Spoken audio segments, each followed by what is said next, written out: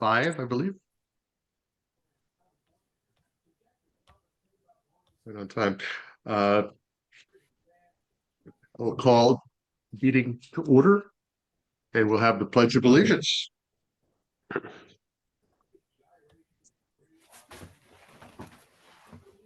Pledge allegiance to the flag of the United States of America, and to the republic for which it stands, one nation, under God, indivisible, with liberty and justice for all. As you were.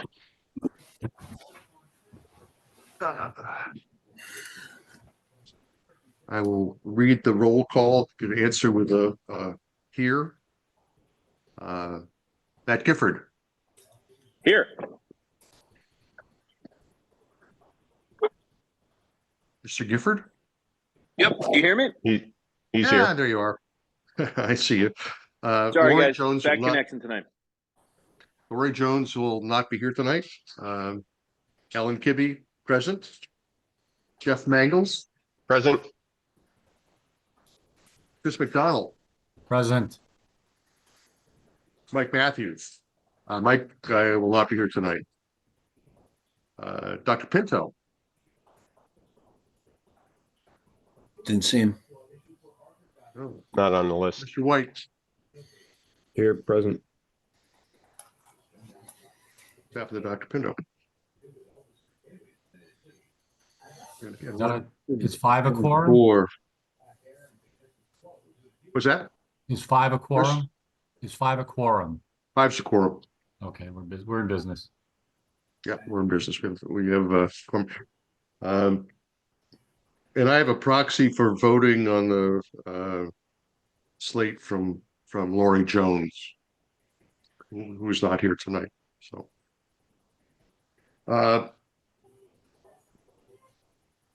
we have public comment. Is anybody on the list, Amelia? Yes, we have a few attendees, so if anyone would like to speak, please raise your hand and I'll give you permission to talk. No hands yet, but we'll give it a little more time. Okay, we have, I'm gonna give it one more second. A hand keeps popping up and going away, so just to make sure. So I don't see any hands up right now. If you would like to speak, please just use the raise your hand tool at the bottom of your screen.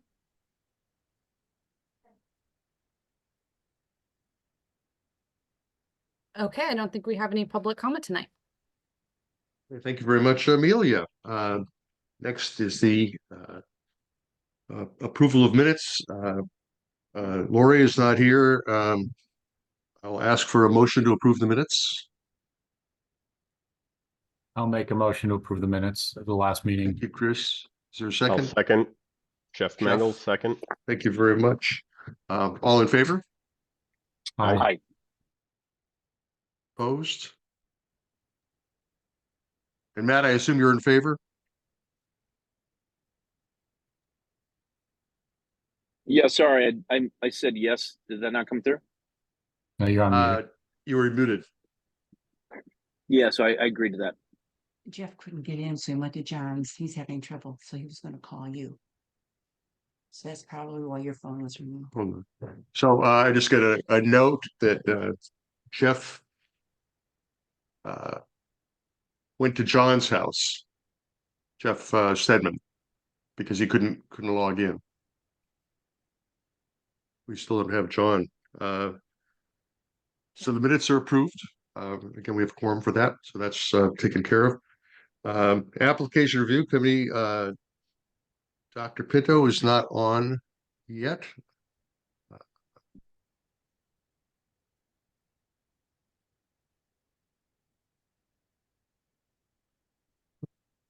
Hold for a minute for Dr. Pinto.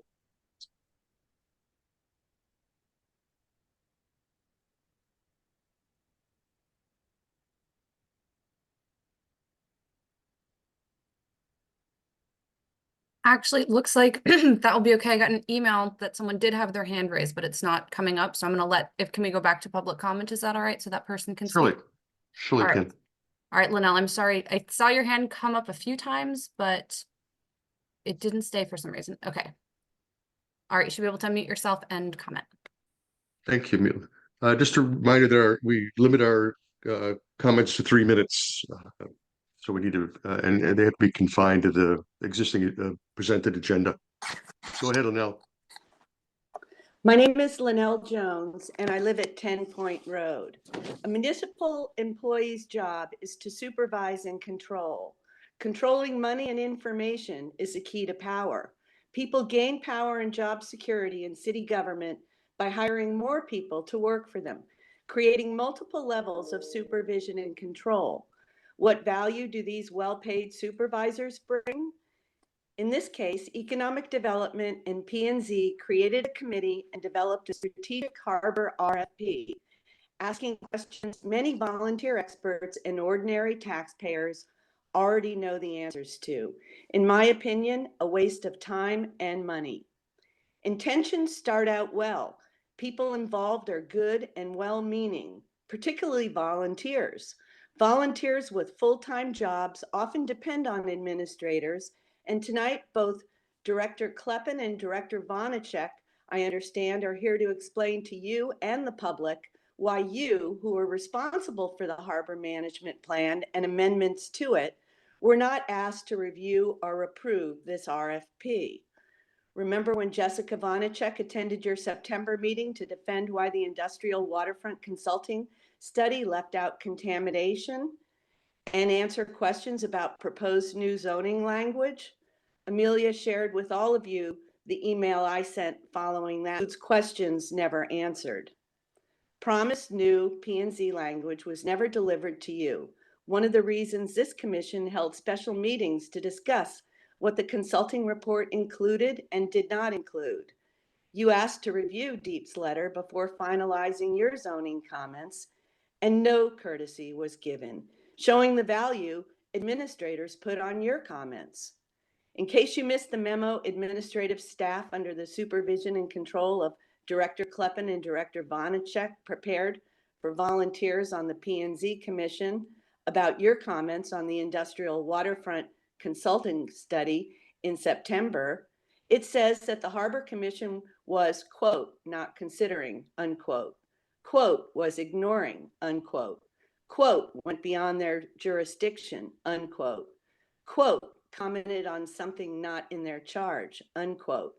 And the memo prepared expressed strong disappointment water quality concern by the Harbor Commission. The memo, prepared for layman volunteers voting on the new zoning language, gave no examples, yet cited planned regulation of impervious surfaces, something that will not matter when 3 feet of water arrive, something already required by our existing MS4 permit. Norwalk Strategic Linnell, Harbor are you Management about done? RFP is an example of how I believe city leaders mislead and misinform. Maybe they do not intend to mislead and misinform, but this is what they do to maintain their power and job security. Thank you. Thank you, Linnell. Are there any other people standing by to speak? I don't see any, but if anyone is speaking like Linnell, please email me if for some reason I'm not seeing your hand. It's amelia.williams@norwalkct.gov. And I apologize if anyone else is raising their hand and I'm not seeing it for some reason.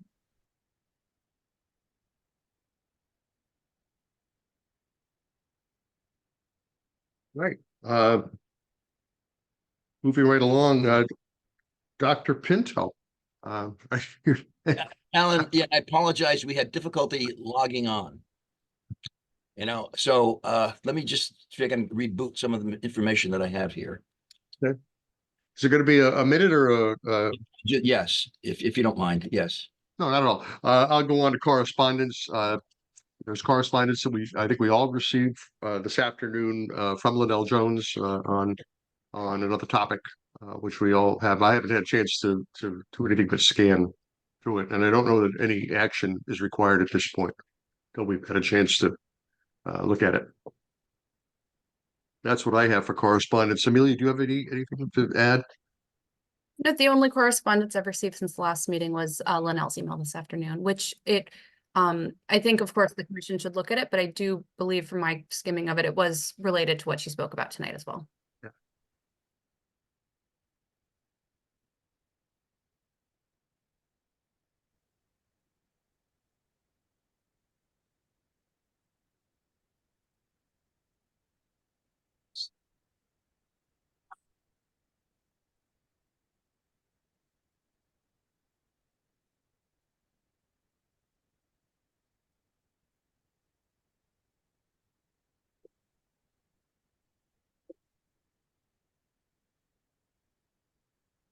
I will go ahead with my report, John. Is that okay with you? Yeah, A couple of minutes. we can start. Yeah, we have application review. We're doing 130 through 132 Water Street. Correct. Are you ready to go or not? Yes, all right. I just wanted to here. Yeah, this is the application that we had last week, last month, I'm sorry, with Mr. Bajak presentation of the new dock arrangement areas. And I asked for some additional information, which he had sent. And I wanted to discuss with you, Jim, the information that you'd sent was an old Army Corps, an old DEP permit for blooms. That was, I think, dated 2010. That's correct, John. Yeah, and I don't think, according to that's not valid because this is a completely new applicant. So I just want to know how we can address that. I'm not sure what you mean by it's not valid. Well, apparently the permit is to a previous owner. It's not to the current owner. Right, but it's for a particular site. But Jim, when we talked with Deep about it, they said that the permit has expired and that's the reason that you're applying for the another permit now. And that the expired permit would, even though it was issued some time ago, if it wasn't built, it's of no relevance now. It has no legal weight right now. Now, what do you mean by it wasn't built? The work that was authorized in 2010 was certainly built. But you're asking for for finger slips that don't exist now. So if those they do exist. They take them out every winter. And the new then they put them back every boating season. In the new dock configuration that you showed us, I thought those No, in accordance with the 2010 permit. Yeah, and I thought those docks were in front of the Ishota, actually just slightly to the left, just facing the harbor of the Ishota Yacht Club. These are up north of the stream, north of those docks, as I understand. Okay. So you're talking about the current structures dredge and fill application? Yes. Yes. Okay, yes, those are new docks that we're proposing, yes. Yes, so that was the concern that that the DEP had, that we had, as far as that being a valid permit. That's a 2010 that was made to Bloom, not to the current 132 LLC. Well, that permit relates to the south side of the property. That's correct, and you're requesting placing docks for a little bit north of that location. Exactly. Right. That's the issue, John. It's not the other stuff that was. Yeah, no, it's not that, but it's the placement of those docks and those piers in that location. Mhm. But that's why you need the permit now, Jim. If the stuff was built with the old permit, you wouldn't need a new permit for that. You need the permit for the slips that don't exist now. That's correct, and to change the use of that part of the property.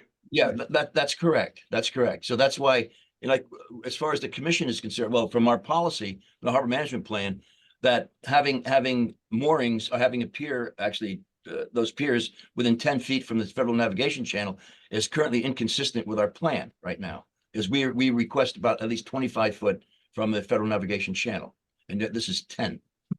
Well, our argument to that point is that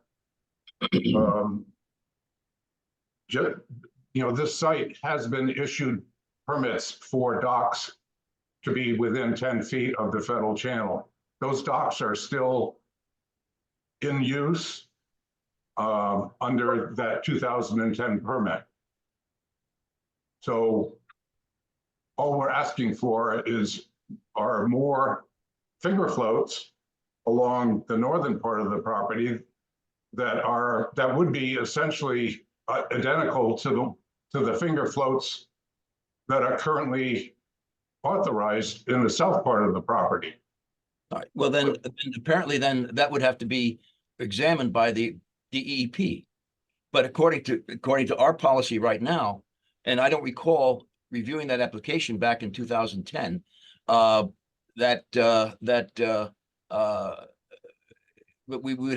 probably would have commented that, but there was no comment was made, unfortunately. But now, as I said, right now, we need to stick by our harbor management plan right now, as of the setback being less than the 25-foot setback that we usually have in that location for other. Can Jim share? The John? Yeah. Yes. John, I was doing something else with the harbor plan, the harbor management plan today, and I noticed that somewhere it talks about a 10-foot setback. That's in the from east federal channel. No, I'm confused. I think that was in an east basin, Alan. The plan supports the Corps of Engineers policy for a Yeah. setback that's 3 times the authorized depth of the channel, but recognizing that can't be achieved in every place. So the policy is 3 times the depth unless there are compelling reasons otherwise. And so now the question is is there a compelling reason that the commission would have no objection, not to the project, but to the application going forward to a deep application? That's where we're at now. Jim, correct me, is the pre-application phase. So yes, this is the pre-application phase, and I would say that the Harbor Commission should take a look at what we're proposing with a positive eye, in that we are proposing to change part of the site from commercial use, shell fishing boats and such, to private dock rentals. And we all know that there's a need for more dock space in Norwalk Harbor. So you would think that the commission would take that into serious consideration. But again, I'm talking too much here, but the commission's policy at this point in the pre-application phase is not to make a judgment on consistency with the plan, but to make a judgment as to whether the application can go forward to the DEP application, while reserving the commission's right to continue to look at it, and again, when a public notice goes out. So I think that the question before the commission tonight is, does the commission wish to make a statement that the proximity of the proposed new piers is inconsistent with the setback policy of the plan? Or does the commission want to say it's reviewed this, it has no objection to it moving forward to a permit application, and we continue to review it?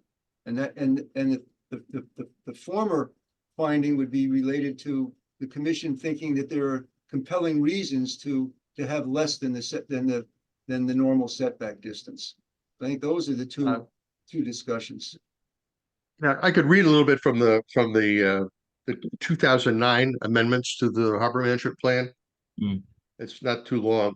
Yeah. In the absence of compelling reasons to the contrary, however, all in-water structures should be set back no less than 20 feet from the boundary line of the nearest channel, anchorage area, mooring area, or fairway.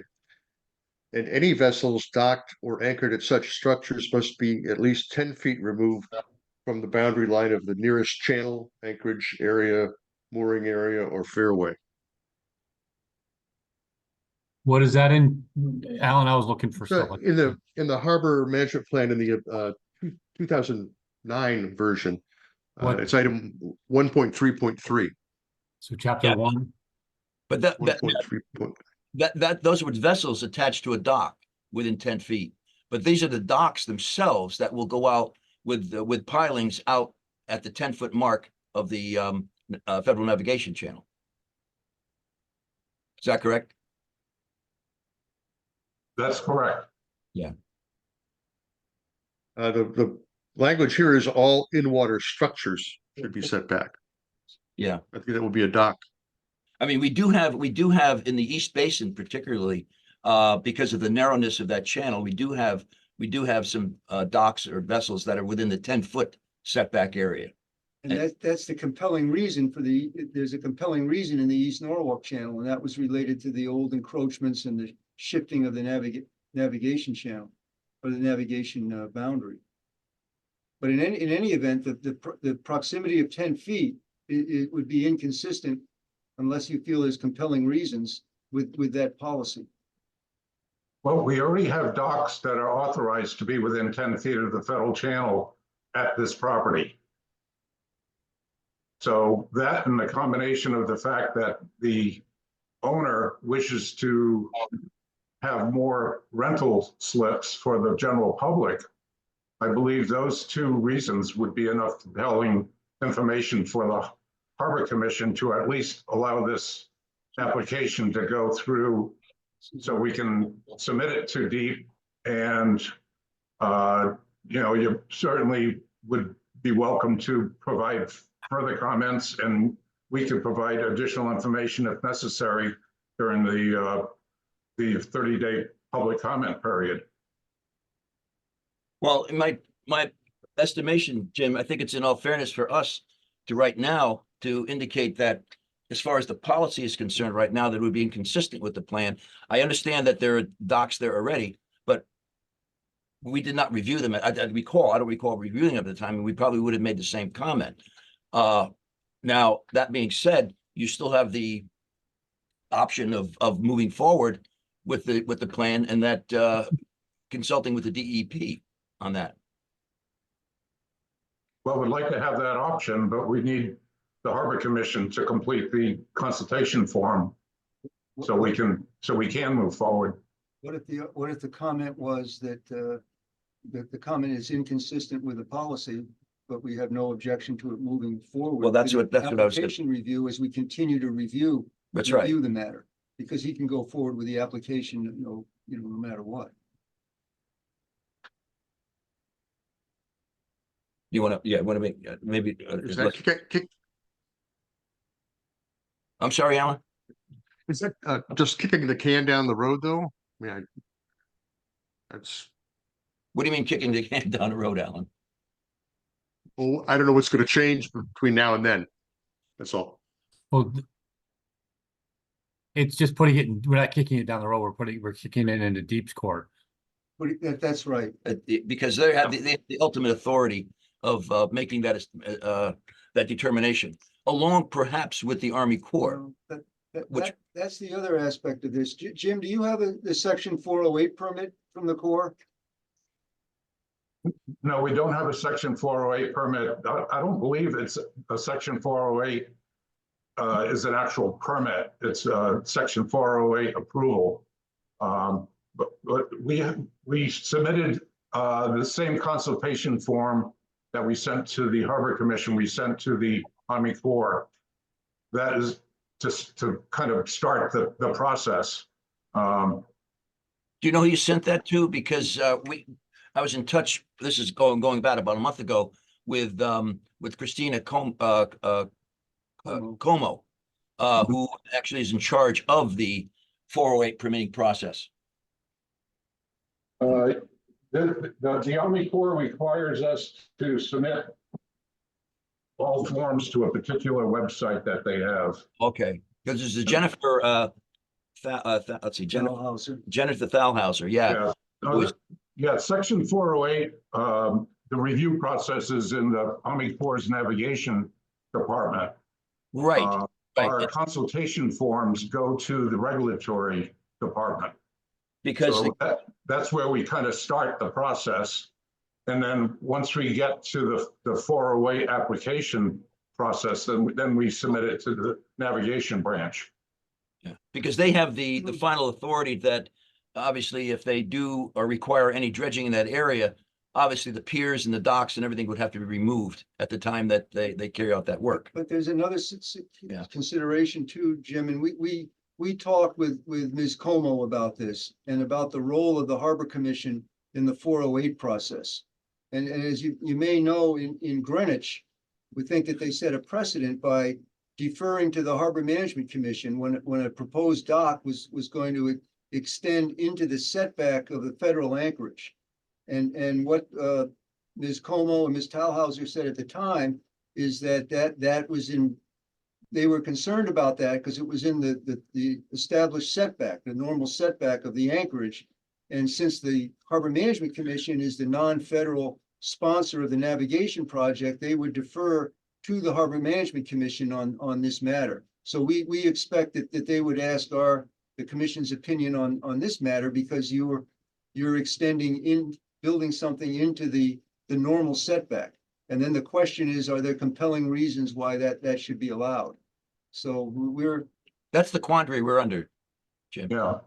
Well, I mean, we're willing to deal with these issues with whatever agencies we need to, including the Army Corps, but we have to get to the point of being able to submit the formal applications, in order to get to that point.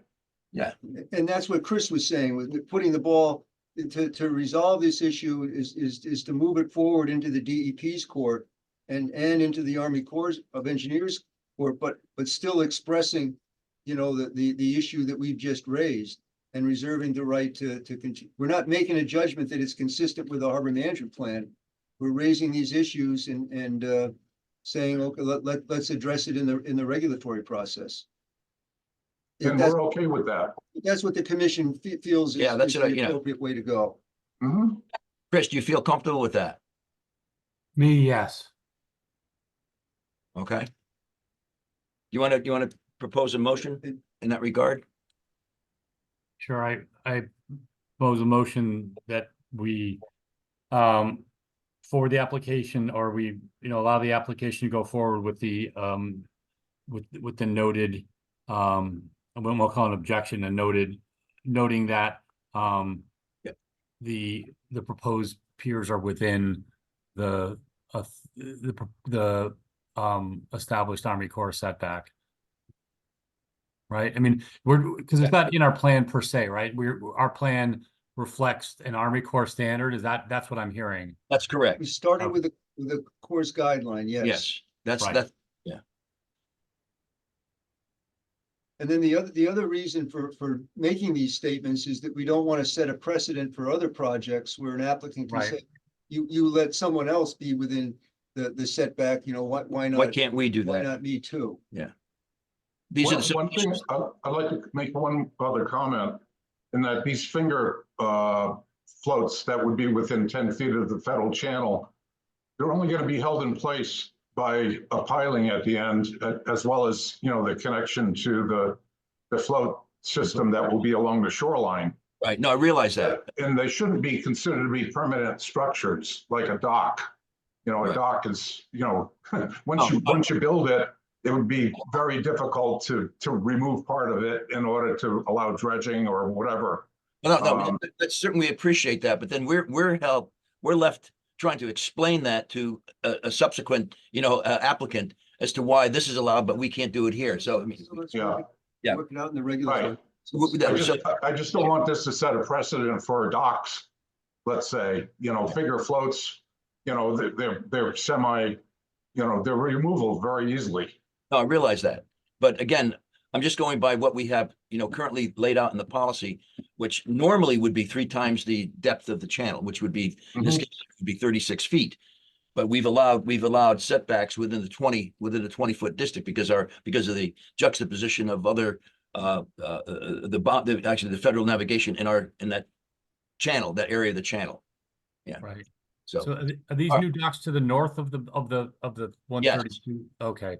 Yes. Let me share my screen briefly, as I was trying to visualize this, and let's see, this is from the Harbor Management Plan share. Let me hit share. Yeah. So I was trying to see what the precedent. We don't want to set a bad precedent, but we don't want to, maybe a precedent is already there. So the existing ones are, here's Talmadge Brothers. The existing ones are on this float, and what isn't shown is fingers going to Yeah. that's to the east. This That's is correct. north to the left, and they're proposing it over here. Is that correct? That's correct, yeah, but on an angle, those piers are gonna be on an angle, and each pier is gonna be a different length, varying from, I think, 23 feet to 36 feet or 37 feet, somewhere along those lines. So Right. on an angle, but the final positioning of each piling at the end of each pier will be 10 feet from the channel because of the angle that's there. Right.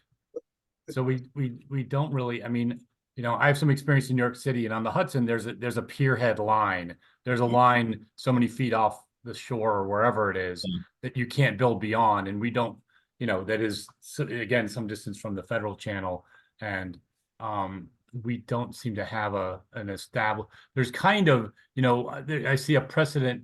Somebody was looking at this when these other clubs put in their Yes. Rex Marine and et cetera, they kept some distance off here, and nobody has fingers going out towards the channel. There's some That's boats correct. on the Right. ends. You see that now? Am I still seeing this? Yes. You see Mhm. the Google image here? So Yeah, a lot of those angled floats, or the ones that are perpendicular to the end of those long docks, yeah, they dock large boats at the end of those, you know, so they're parallel with the channel. right, But, you know, they've got at least a 10-foot, you know, beam, if not more. So even if they're 20 feet from the federal channel, having a boat at the end of those docks would bring the side of the boat to within, 10 feet of the federal channel, or maybe even a little closer. So then any vessel that's gonna be moored to those finger piers, Jim, will not extend beyond the last piling then? You're talking about 132? Yes. That's what the owner agreed with. Okay, yeah, all right. right. So, yeah, But I'm just saying, these other large, these, the South Norwalk Boat Club, their docks actually extend closer to the channel than what is shown on this map. I have a copy of their latest permit, which authorizes them to be within 20 feet of the federal channel. And as a condition that no boats can be any closer than 10 feet from the channel. oh, For the South Norwalk Boat Club. yeah, but that's just for temporary mooring. Well, it's for berthing. Yeah, dropping on and off of supplies, or what have you, right? No, I think it would be No. just permanent docking. Oh, okay, Bruce is shaking his head, no, I see, I got you, Bruce, Yeah, no, there's boats on those T heads.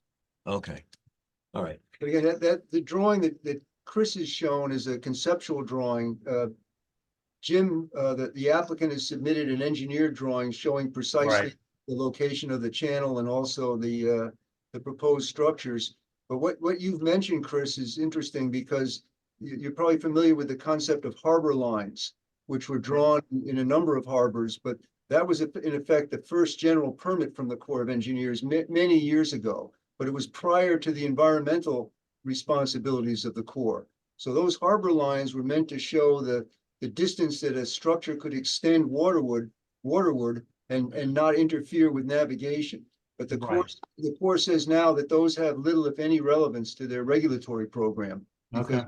Because now they have the environmental laws to deal with also. But that was the concept of those harbor lines.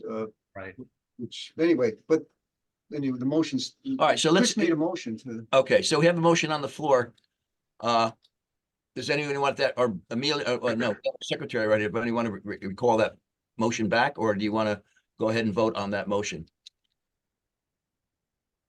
We restate the motion, Um, or read it back. Yeah. yeah. I don't know. Sorry, my microphone wouldn't go on. Mr. McDonald moved to allow the application to go forward with the note that the proposed piers are within the ACOE setback. I'm Is recording. that correct? That was correct.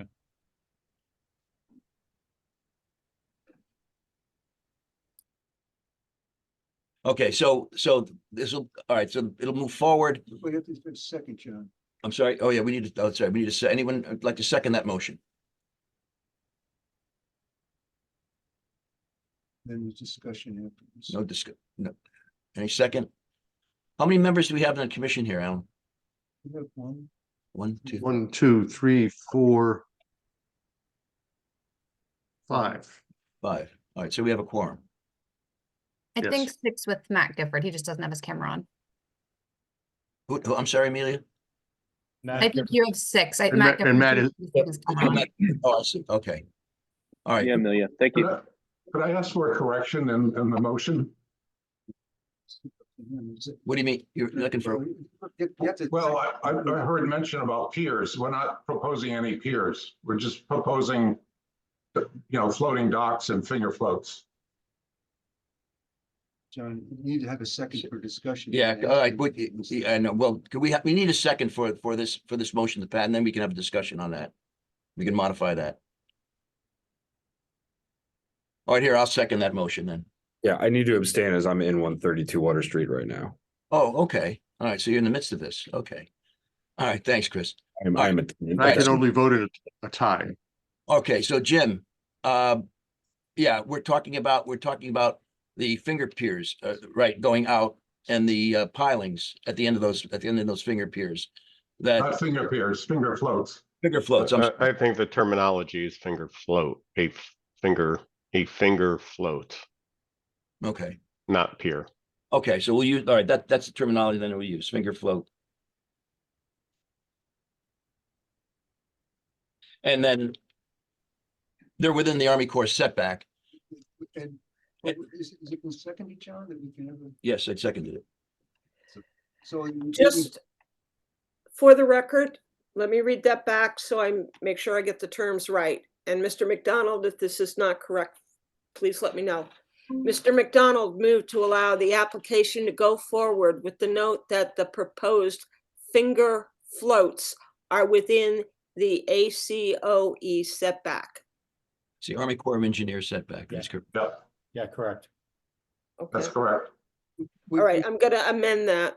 Would you add something, John, on discussion? Yeah, what are you gonna do? And would you add and therefore inconsistent with the setback policies of the harbor management plan? And that the commission reserves its right, Right to- as we always say, to continue to review it as the regulatory process Goes through. proceeds. Well, those are the usually tag on Yeah. issues that we We usually have. don't usually put those in the You know. motion. I know. But for completeness right now. You want to also state that the harbor plan allows under compelling circumstances a 10-foot setback? Well, he's gonna have to argue that.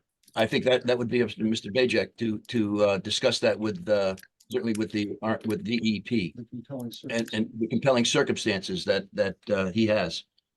I think that's gonna be the DEP's judgment call. That's my opinion on that.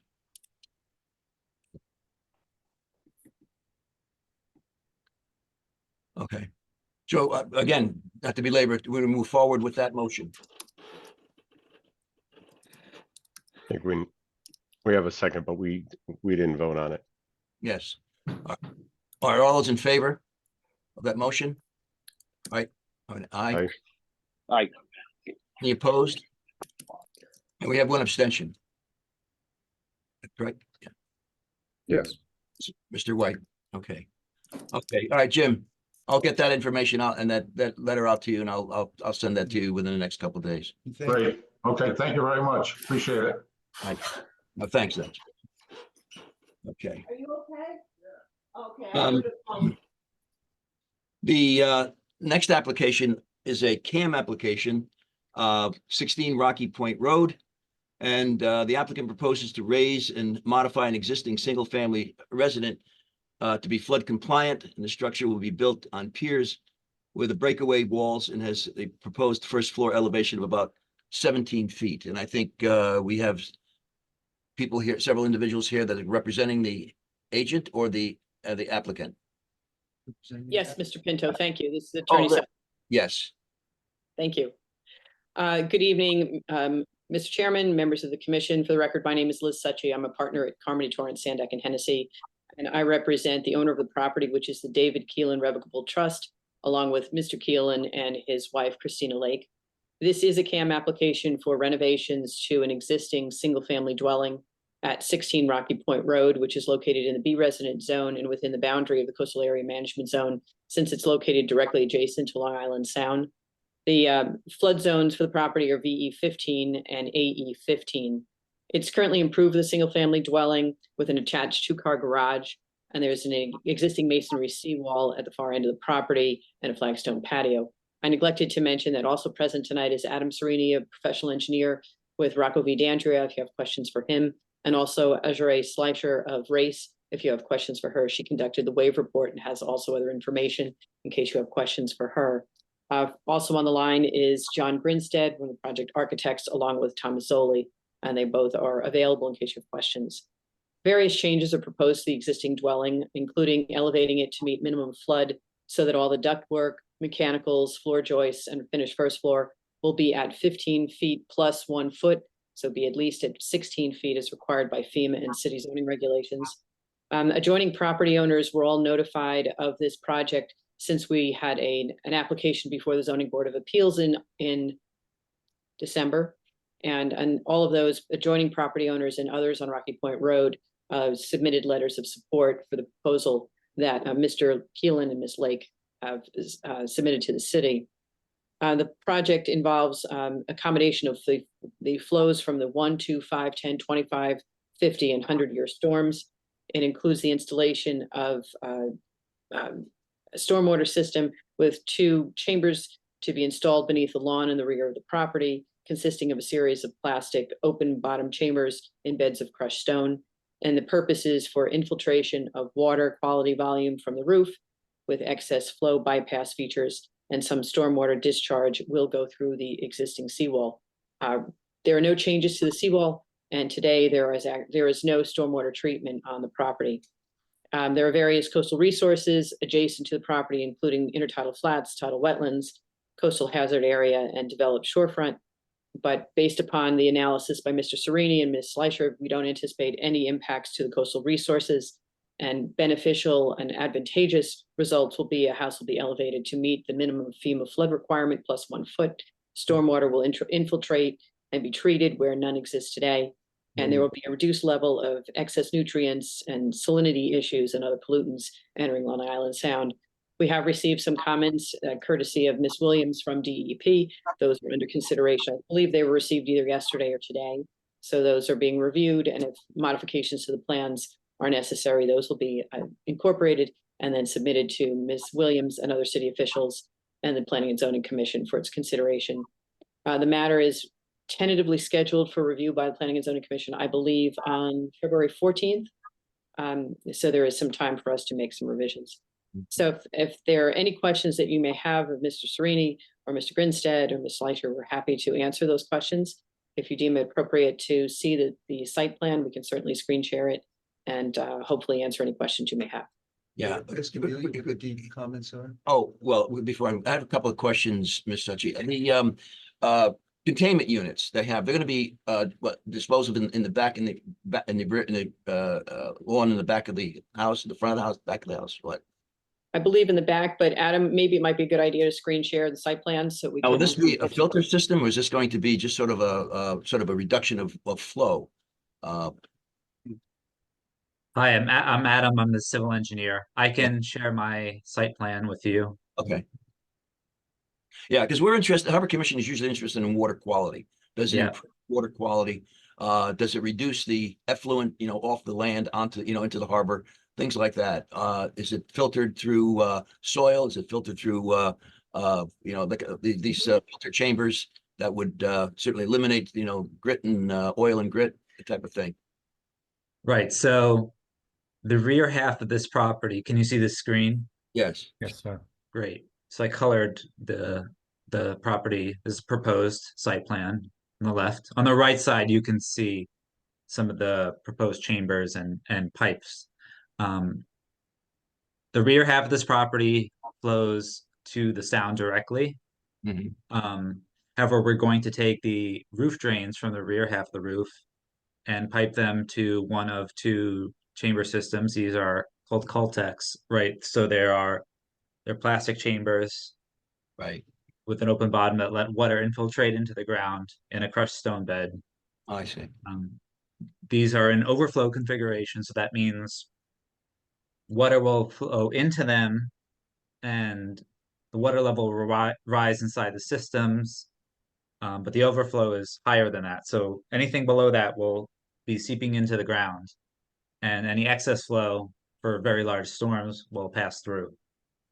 And it'll pass through to a connection that we're making to an existing pipe that runs from a yard drain to this through the seawall. It's an existing 8-inch PVC pipe, and we're going to connect to it with the new junction box on our property.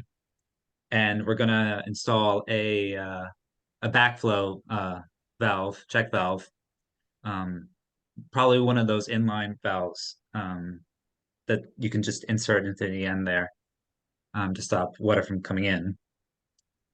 So yeah, we're providing water quality through infiltration for the rear half of the roof.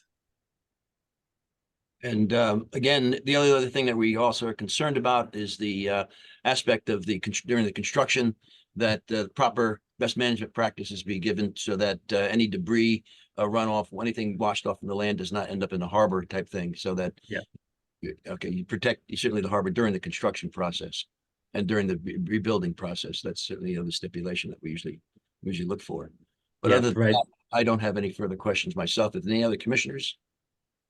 I think Dr. Pinto, in response to that, if I didn't mention it, if Adam didn't, I believe there's going to be a series of silt fencing along in the vicinity of the seawall to protect during construction. But Adam, correct me if I'm wrong. That's correct. There's going to be silt fencing, and also the seawall has a, I guess you could say, a parapet to it. So the grade is on our property is lower, so the likelihood of stuff flowing off is that's not fine. gonna happen. So yeah. I think Mr. Stebbins has a question. Yeah.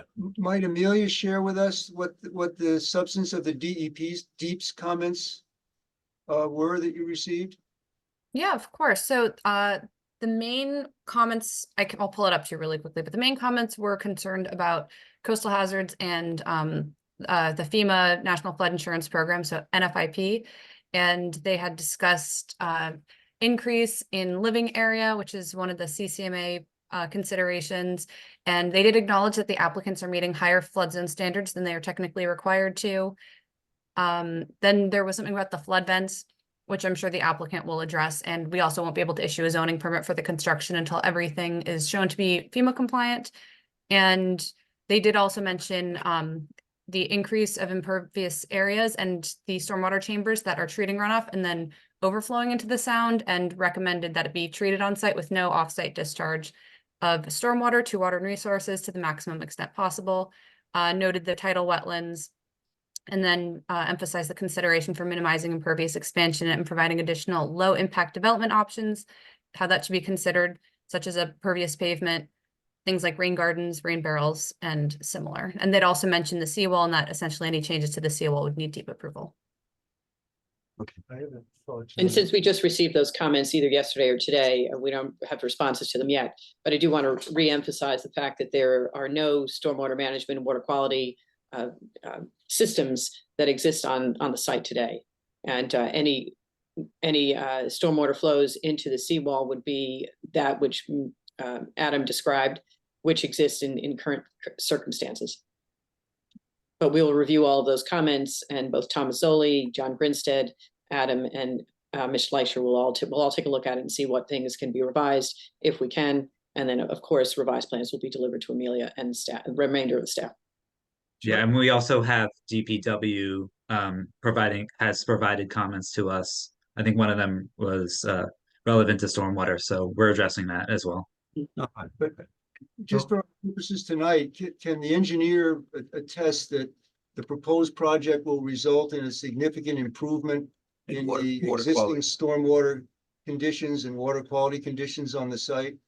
And then if you could do that, my suggestion would be that the finding would be consistent with the harbor management plan. Yeah, because the proposed project will result in decreasing the vulnerability of an existing structure to coastal flooding Right. and in resulting in a significant improvement in Water quality. conditions, and provided that the proposal meets all FEMA requirements for coastal area construction and city requirements for stormwater management. Yeah. That it seems fairly straightforward, but that would be my suggestion or for discussion for a motion. If you can attest that it will result in a significant improvement. Absolutely. I can say it will result in a significant improvement to water quality. And in my experience, in line with my experience with Alright. Connecticut Deep. Yeah. Okay. Let me ask if have we verified the depth of the bedrock there? Because it's called Rocky Point for a reason. And is there enough soil there, A, to even fit the Coltech, and B, to actually be able to infiltrate anything, because you can't infiltrate into bedrock. Right. So I don't know the full history of this property, but at some point a seawall was constructed, and so there must have been fill placed behind the seawall. And so that's the location of where the stormwater chambers will go. I know there is ledge on the neighbor's property, but in this case, at the location of the chambers, although we don't have soil testing at the moment, we believe that the soil will be able to infiltrate the water. How much depth do you need for the Coltech system? Including the reestablishing it from the lawn, yeah. We're using the shallowest ones available.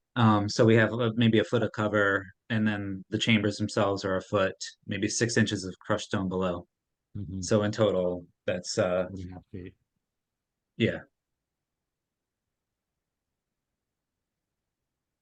Okay, anyone have any further comment?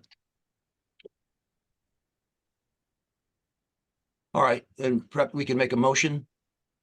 With Chris or Matt, you would like to approach that? Yeah, I'd say motion to approve. But, well, no, it's not, it's that we find it consistent with the harbor management plan based on the fact that it will reduce, certainly improve water quality and improve stormwater runoff, and that they meet certainly best management practices with regard to the construction process, safeguarding any debris, or we have our current language, safeguarding any debris that would filter into the harbor during construction and destruction and reconstruction of the other part is it reduces the vulnerability and reduces flooding. certainly the vulnerability of flooding as a result of the setting the water effluent through the Coltech system. So I'd like to move that motion forward. Yes. We got a second to that? I'll second that. Thank you, Chris. All right, all those in favor? Or anyone any further discussion on that? Right. Yeah. Okay. All right, all those in favor? All right, aye. Okay. Aye. Any abstentions? We have a unanimous there, Alan, I believe. Did you? I Okay, really don't have a vote on this committee, so I'm, no, I'm just I didn't check on the, yeah, I have no objection, no. yeah, okay. All right, so moved. So we'll get that letter out to you, Ms. Suchi, and with regard to those comments within the next day or so. Well, thank you, Dr. Pinto and members of the commission. We appreciate your time tonight. Thank you for your assistance. Thank you very much. And that is all that we have this evening for application review. Thank you, John. Appreciate it. Moving forward, we've already done correspondence, so it's up to me. I'll be as brief as possible on my report. Our annual meeting of the Harbor Commission is our next meeting, which is February 28th. We're playing by the book here. The nominating committee has previously been selected by vote of the commission per the Harbor Commission law, bylaws. And our nominating committee is Dr. Pinto, Mr. Mangles, and Mr. Matthews, just so we're aware. What that will entail is the election of 3 officers, the chair, the vice chair, and the secretary, which is per the bylaws of our commission. Will include the appointment of standing committees, which is done by the chair of the commission, which is myself. I just like you to let me know where you'd like to serve if you're not happy with what you're doing now, if there's someplace else you'd like to serve. And these do not have to be committees of one, because there's only 9 positions on the commission as it is. So we'd like to have maybe a little depth on some of these things. The standing committees are the Finance Committee, Application Review Committee, Plans and Recommendations, Mooring and Harbor Safety, the Mayor's Water Quality Committee. We have to provide some representation to that. And there's a newsletter website committee, which is not a standing committee, but it's something was enabled and established several years ago. So those are the nominations I need to have unofficially, just so if you come to me if you'd like to do any of those things, I'll be happy to chat with you. We talked previously about the David Donovan Award. I think it was last awarded in 2017. Is that right, John? That is something we should consider. It doesn't necessarily have to be at the annual meeting, but it is something that we should not let fall by the wayside. It's a meaningful thing. Are the commissioners all aware of the requirements of the Donovan Award? I have that, but I'll forward that. I sent that around. I sent that around to the commission members several months ago. Yeah, I have it, but does everybody have it? I can resend that if that's the will of the. Well, I can. I have it. I have it as well, John. I'll do it. Yeah. Because I have it in one neat little package, I should say. You know, with right, so. Yeah. And now I have a folder that has all those things in one neat little package. I'll forward it out.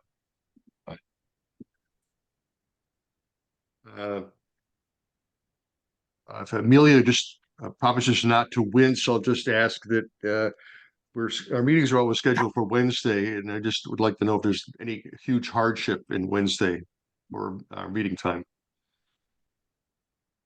No, except that I just wanted to mention that the State of the Harbor that we had originally planned was scheduled for February 28th, which is a date for the Harbor Management Commission meeting. Did I give the wrong date? It's 28th. Yeah. February 28th. Yeah, February 28th. That's that would be a regular meeting as well. You want to hold those? So the State of the Harbor, who's planning that? What do you mean? We would plan that. Right.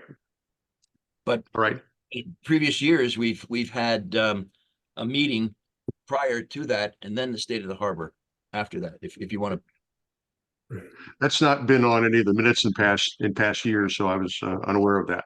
Okay. Well, it's something then to consider then. No, I think we should do that. If it's something that's just that it's not something that's in any of our documentation that I have. Well, no, I just have it listed down here as the February 28th is our the State of the Harbor meeting, and that just coincides now with our Harbor Management Commission meetings. Right. Yeah, and we usually held the State of the Harbor meetings in the council chambers. Once again, I've never experienced that in my time on the commission. So. Oh, well, I can certainly verify that. We have several photographs and of members of the commission, lined up on that. At the dais of the. We'll talk about that offline, I think. All right. The final item is the strategic harbor update and I think Jessica is here. Jess, do you want to start this off, or do you want me to start it off? Or yeah, no, I'm happy to start it off. No problem, Alan. Hey, everybody. Good to see everybody this evening. And welcome, Mr. White, to the Harbor Commission. I don't think we've had a chance to meet yet, but I'm glad to see your all of the experience that you bring to the table, and heard great things. So, but good to see everybody. The city is looking forward to bringing on a consultant to work with you, the Harbor Commission, and other city departments and the public on a strategic harbor plan.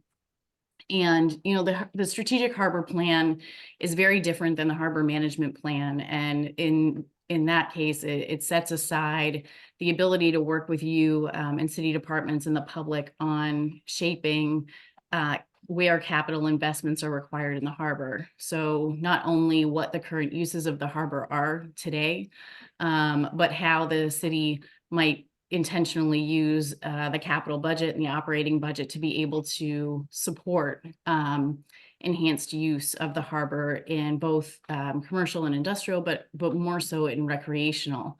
And so, you know, the goal is to have a clear and articulate, actionable plan that will provide guidance and further support for further planning in talking about potentially dredging or the depth of the harbor in different places, looking at those capital investments like I had talked about, and just enhancing the use. So, you know, the process that we've used for the harbor strategic plan is one that we consistently use across the city. It's the standard process that we use. We developed a draft RFP that was sent around to internal departments and staff members. We posted that RFP and had companies respond to that solicitation. And from there, we will interview the respondents that meet the qualifications and have met all of the requirements for submitting their response.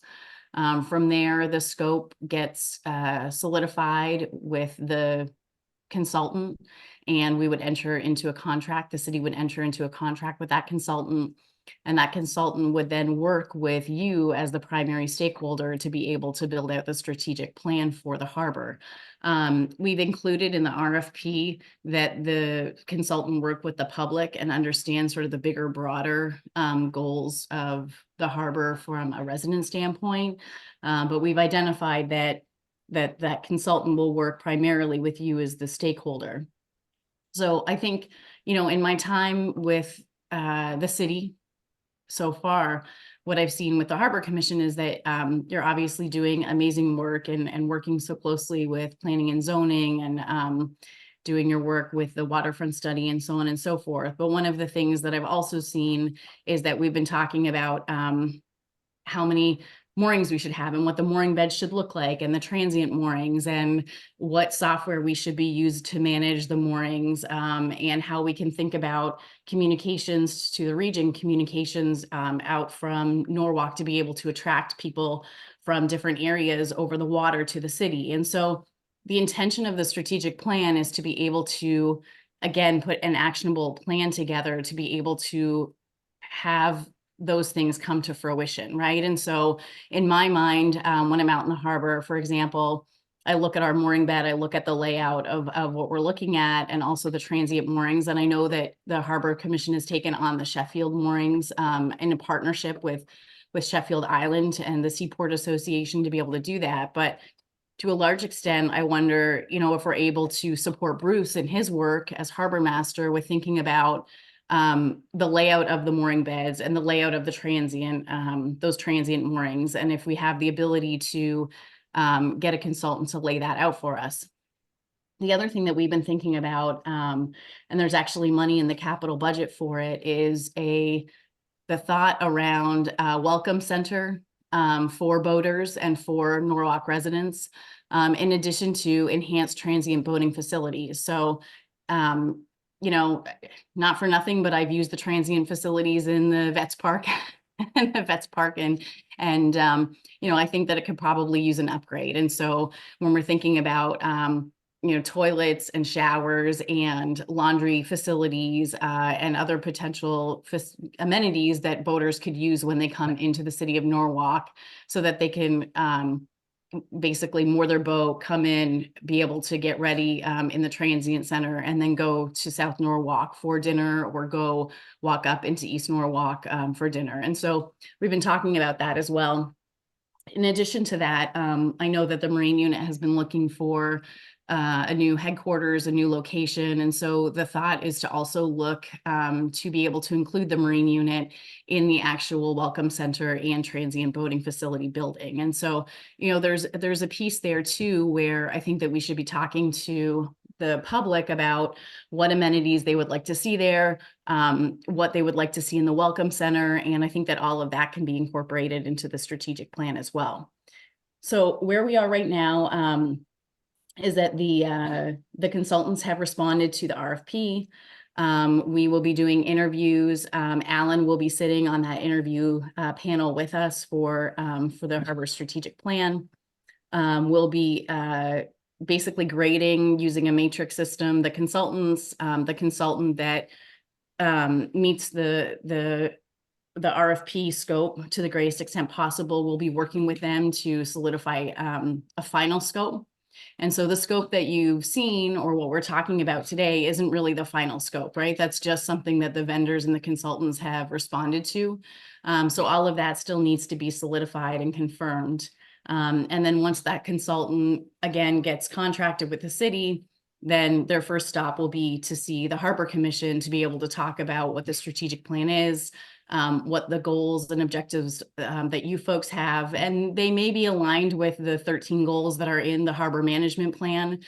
They may be the same goals that are in the harbor management plan. The strategic plan is not meant to be redundant. The strategic plan is meant to identify actionable items and tasks that allow us to put goals and objectives, put those goals into place. And so, as I said, we do have access to the capital budget, and I don't know that the Harbor Commission has ever really made an ask through the capital budget. So I think that the goal in thinking about the strategic plan is how to utilize that asset or that capital funding to be able to enhance the harbor. And also looking at Steve, one of the things that Steve and I have been talking about is really the importance from an economic development standpoint of the harbor and what that means. I know that we included some language in the RFP on economic development, but we also included language on workforce development. So allowing the BOE to have access to the harbor. How are we training people? How are we giving them skills? How are we teaching the kids about the harbor? And how are we doing educational programs as well? So, I know one of the comments was that the RFP, the way that the RFP went out was so all-inclusive that maybe it's just a little too heavy and a little too much for someone to be able to wrap all their arms around it all.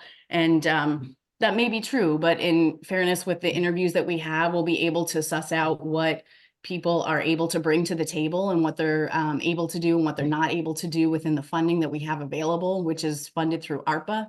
And so we'll be able to assess at that point in time. So I'll leave it there and happy to answer any questions while I let my dog out so he stops barking in the background.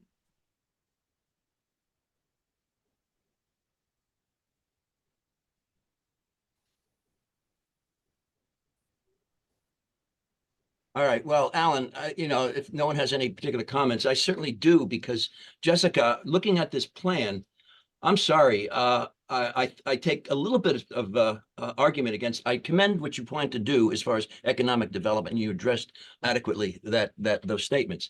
However, this is a harbor management plan that you put in, and you've taken as far as the scope.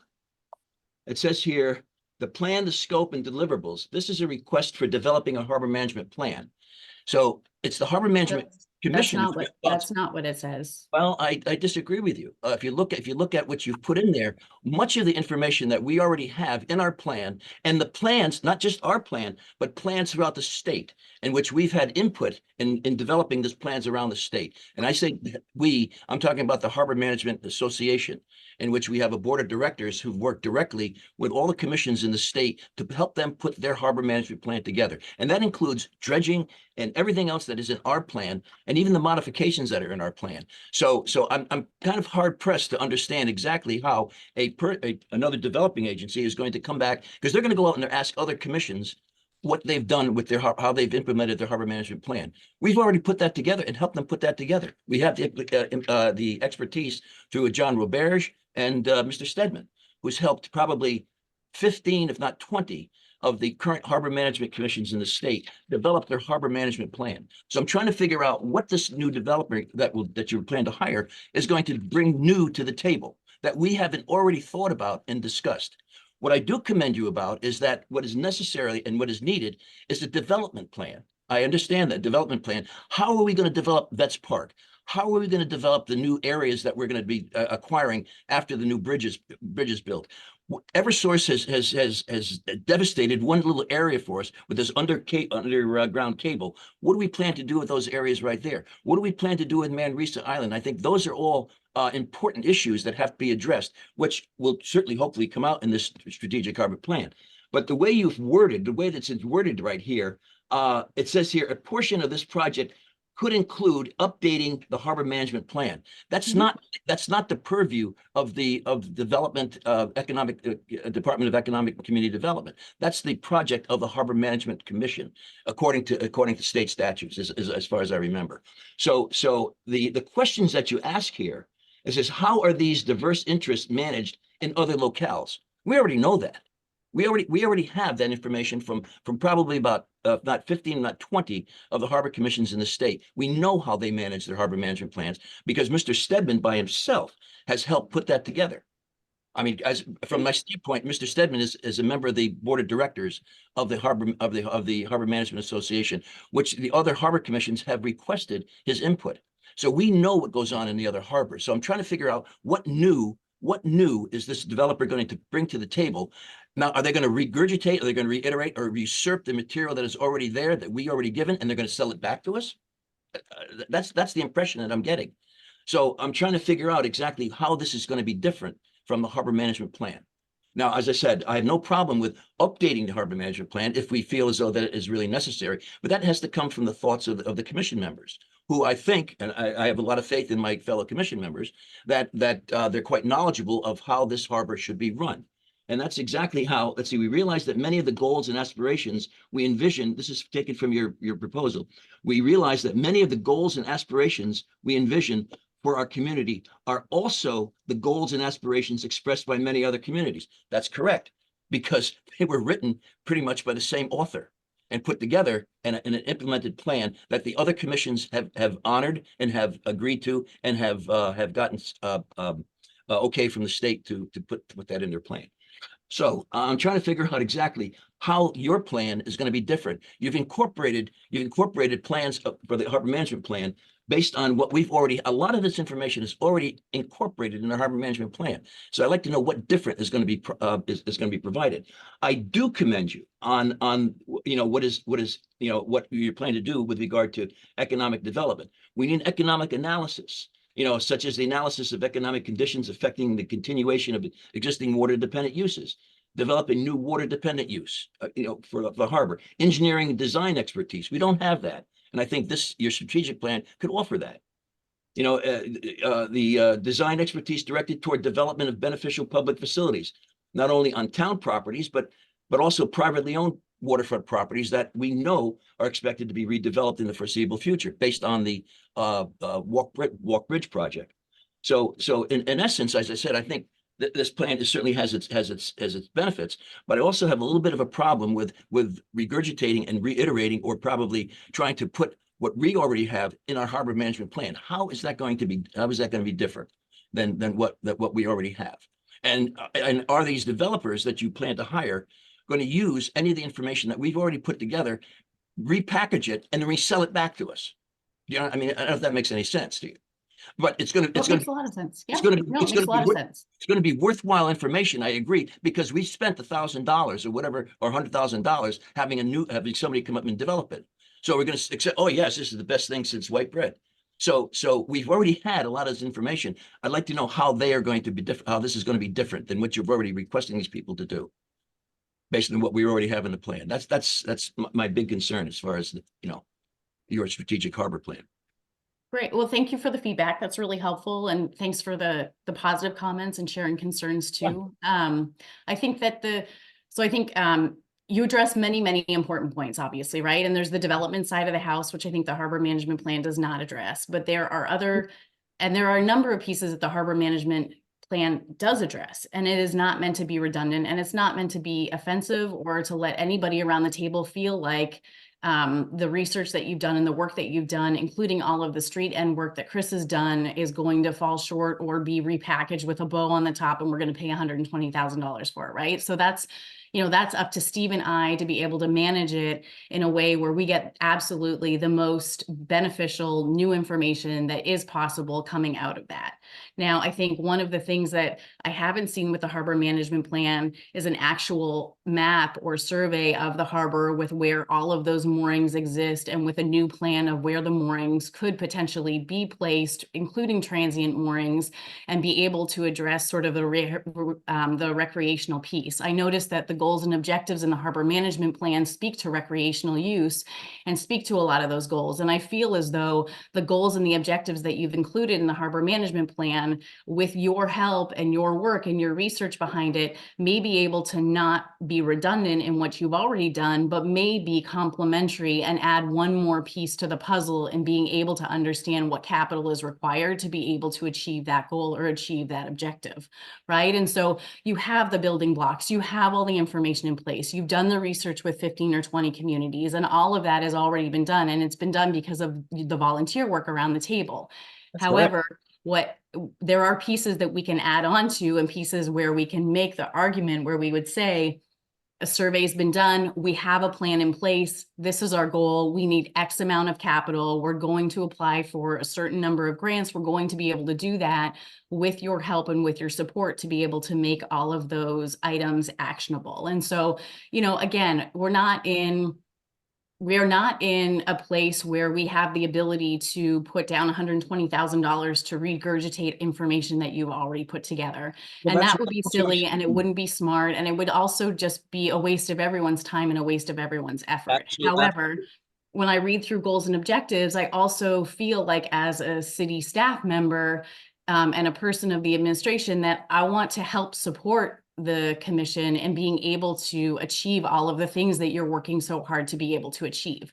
One of the ways for us to be able to do that is to be able to, you have a plan in place that puts voice and narrative and commentary around why the harbor is so important, which you know, but to be able to articulate what is required of the city and of the city resources to be able to make that happen, right? And so you've been working with economic community development, you've been working with Parks and Rec, you've been working with the health department, you've been working with all of the different departments to piece all of this together. But in truth, who do you go to and how do you go to them? Do you go to legal? Do you go to us? And so I want to be able to solidify that for you, the commission, in the work in which you're trying to achieve. And so it's not meant to be redundant. It's not meant to be dismissive of all the research that you've already done. It's really meant to use the work that you've done as building blocks to be able to help achieve those goals and objectives. Now, the truth is, you're going to be the number one stakeholder, the commission, for the strategic plan. And that's just the truth of the work in which we're doing. And a lot of that is increasing access of the water to the public, right? Which I know has been a huge objective that everyone has been trying to achieve.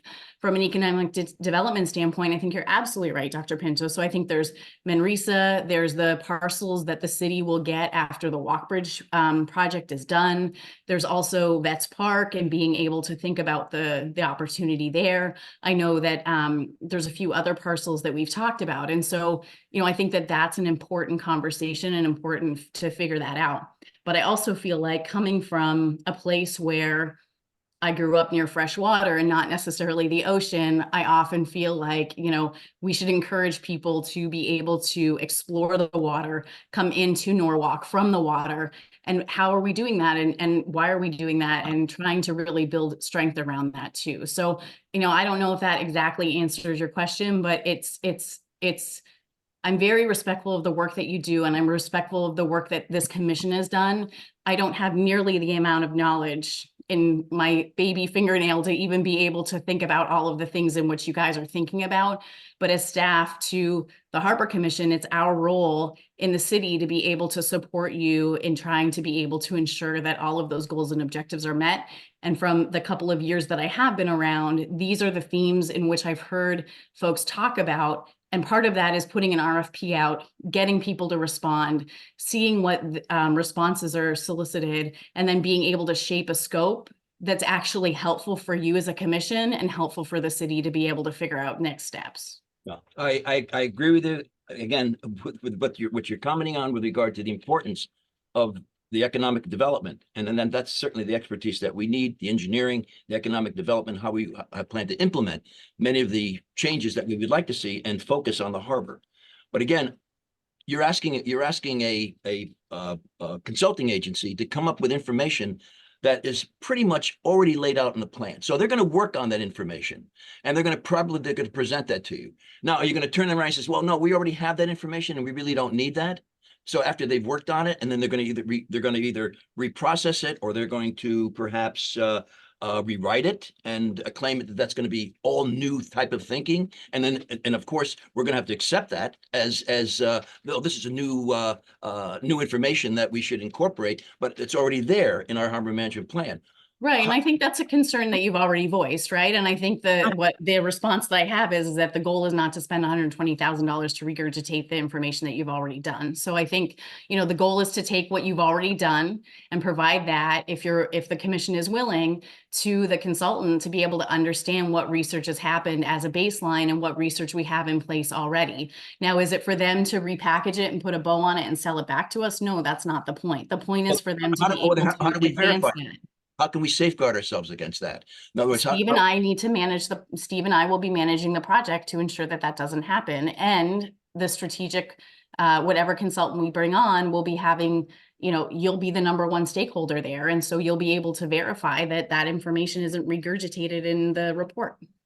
All right, and then let me ask if you could more sort of to follow. So what's our stakeholder role going to look like? Is there going to be a steering committee for this at deliverable points, reviewing and meeting with them on a regular basis? I mean, you guys are the day-to-day contacts. You're probably the project manager of record. So that, you know, we're not obviously going to take that role, but you know, it's very helpful to have regularly scheduled stakeholder Absolutely. And steering committee. I mean, we're not part, you know, I've been on some of these committees, like the South Sono Resiliency.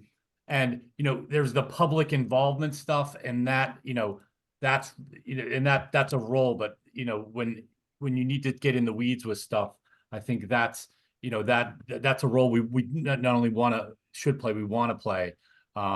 In terms of, you know, me personally with the street ends, there's a lot of stuff going on here. Jeff Mangles has done a lot of the stuff you're asking them to do with the moorings. Now, it doesn't mean we shouldn't memorialize this in an overall plan. And, you know, and what I think I hear you're saying, and what I want to happen is that you're here to support our goals and not to usurp us. So, you know, and so in terms of that, and a few more direct questions. So so how many proposals did we receive for this? We received 2 proposals. So 2 different consulting firms. Is that public knowledge at this point? It is public knowledge. Yeah, who are they then? We need to actually interview this week. So Steve, is that public knowledge before interviews? That's a good question. I was just thinking the same thing. We actually there were 3 proposals, but one of them did not meet the submittal requirements for purchasing, so they were disqualified. Right. Chris, I'm gonna double check on that, and I'll email you the names of I will email the commission the names of those consultants if I'm able to do that. But if not, after the interviews, I'll share them with Amelia, and we can release them. Well, yeah. I mean, it would be good, I think, and it's fine if we do this internally. Alan's going to be our voice on that, on the selection committee. I know how these things work. I've been on selection committees. I've been in front of them. Because I've been on the consulting side and on the public side. So I've been on both sides of an RFP proposal. So yeah, it would be good if we have any, you know, internal insight into these consultants, that we could give that information to Alan before he develops any scores on them. Absolutely. Yeah, no, I think that's, you know, you can talk with Alan. Alan's going to be there tomorrow, and you can talk with Alan. I think the biggest piece that I want to put forward to you is that you're one of the hardest working commissions. You're out there on the boats, you're getting all the moorings, you know, the work that Chris did with the street ends, this work that Jeff and Bruce have done with the moorings. This is not meant to be anything except supportive to the work that you've done, right? So, you know, it's to support Bruce and Jeff in being able to actually put long and lat on a map and be able to see where all of our moorings are and be able to work with all of the folks at the table to say, what could that potentially look like? And are we comfortable with that? And that how many moorings will we be able to add, and how will we be able to think of development and things like that? So I really truly want to be able to voice that the work that you've done is amazing, and it really is meant just to be supportive on that next step. And like I've said, the years that I've been here, I've seen grants come through from the Harbor Commission to the budget process, right? But I've never seen us use operating, and never seen us use capital. And I just feel like there's some potential there. So Chris, there's that. From the standpoint of a steering committee and advisory group, Steve and I are going to be putting together a steering committee and advisory group for the project. Obviously, not only will a consultant be working with the Harbor Committee as a whole, but also we'll be looking for a number of people from the Harbor Commission to be able to participate in that, and be able to not only offer feedback, but also act as a feedback and conduit loop back to the Harbor Commission as a whole. And you probably have a few folks in mind that you might want to think of being involved in that, depending on the different work that everybody is doing. And so that absolutely will happen. From the standpoint of releasing those names, I'll just double check with procurement if we can do that. And we'll send those names to Amelia, and she can send an email out to everybody just so that you have an idea of who we're working with. Yeah. And then, like I said before, the scope is not solidified. The scope for the RFP went out, but not the scope for the actual contract itself. And so, I think Dr. Pinto and also Chris, to your point, we'll just have to make sure that the scope is written as such that it really is addition to the existing material and existing research that you already have in place. Right. A couple questions as to scope. Is Manresa part of this? We need to build the geography that we're going to be looking at. And so we have the opportunity to be able to add Manresa. I think that you folks know more than I do that Manresa is such a huge animal in its own right. We're going to have to see what we can do with the funding that we have available. Potentially, maybe we can do a couple of phases, depending on what that looks like. So, the idea is that, yes, we want to include it in the scope for the RFP where the sites that would come through for the walk bridge. I believe that we did include Manresa. We included, I think that one of the things that we included was discussion about the Marine Unit and the Welcome Center and also the transient boating facilities, but we didn't say specifically where. So that geography still has to be solidified, Chris. Right. Is there any thought of doing a hydrographic survey, meaning like survey of the depths of I guess it would be anywhere we plan to have moorings and if we're talking about moorings and possibly looking at could we bring in bigger boats, I was talking to a friend of mine who has like a 50-foot cruising boat, maybe it's bigger than that. I forget what the ton is. I think he said maybe 40 tons. That's not the point. Right now we're sort of geared towards 36-foot sailboats, but there's if we had 5 foot of depth and had moorings out there for big, so that's another level of this that we haven't explored yet. Being able to bring larger boats in, because that's an expanding market in this part of the world with all the newly minted billionaires we have around here. They all want their big boats and they all want a place to bring them, and there's a lot of places you can't bring big boats. So a hydrographic survey, we can't identify dredging needs without that. Because we don't know where our problems are. It'll be really helpful to know. It'd be really helpful to know what. I think the Harbor Commission. It'd be really helpful to know what you've curated, what you've researched, what you have in place, what you don't have in place, or the gaps that you think need to be addressed. Right, and so if that survey is something that has not been done or needs to be done, Chris, then I think that that's a huge discussion, right? Because I also think that not only does that survey relate to the moorings and the size of the boat that can be brought in, but also it relates to dredging and the conversation there too, right? And so, a survey like that seems to be that it can be used in 2 or 3, 4 different ways to be able to allow us to think of certain things. So if there are pieces like that, or I would analyses that you need, I think that's helpful to know. I would guess that probably hasn't been done since the last, when they dredged the last time, folks, like 12 or 15 years ago, right? They would have done a survey afterwards to verify what they did. That's part of the process. Yeah, Chris, we have all the information of 15 years of dealing with the Army Corps. So Right. all I guess the question is, when was the all the last time that the hydrographic survey our would have been done? Yeah, we have that information. We have that in our presence. That's correct. Right, but how old is the hydrographic survey information? Is when the last time the harbor was Right, so that's the question. So yeah, so it's mud. So the issue is we don't know where the mud is today. Well, we have a pretty good idea. The Army Corps has, I said, we have taken depths ever since The then. difference between the survey of the federal navigation Yeah. project and the areas outside. Yeah, that's outside the federal navigation. Responsibility is the federal navigation Yeah, project. that's It would ours. be ours outside of it. Yes, that's ours outside the federal navigation project. That's correct. Right. So, yeah. Understood. Yeah. I mean, I think it'll be helpful to know the quality of the output of this will be how well we're able to articulate what we already have and how we already have it, and then fill the gaps in of what we don't have, right? So I think that will be the highest and best outcome for a study like this, is to be able to not replicate what we already have and be able to come up with answers for what we want and how we want to make those investments moving forward, right? And so I think, we'll be looking to the Harbor Commission to be able to help us understand what you have and what you don't have in place to be able to answer some of those questions. Right. Right.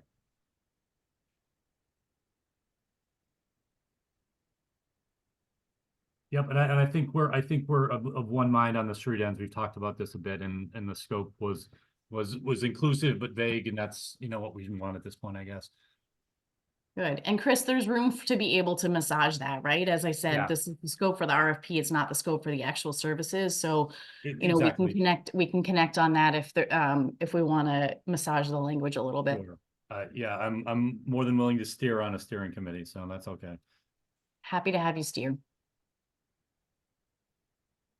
I just have one question. Is some of this information with Amelia or at the City Hall that we're talking about, that we have all this information, depths and all that sort of stuff, and all the surveys? I mean, do we have that in a central location? It would have been To part my of our knowledge, survey. we don't have a record of that in City Hall. I'll look through older physical files as well, but we do not have that digitally, which would be great if we did. But I'll look through the physical files and see if there's an old map somewhere that I can scan.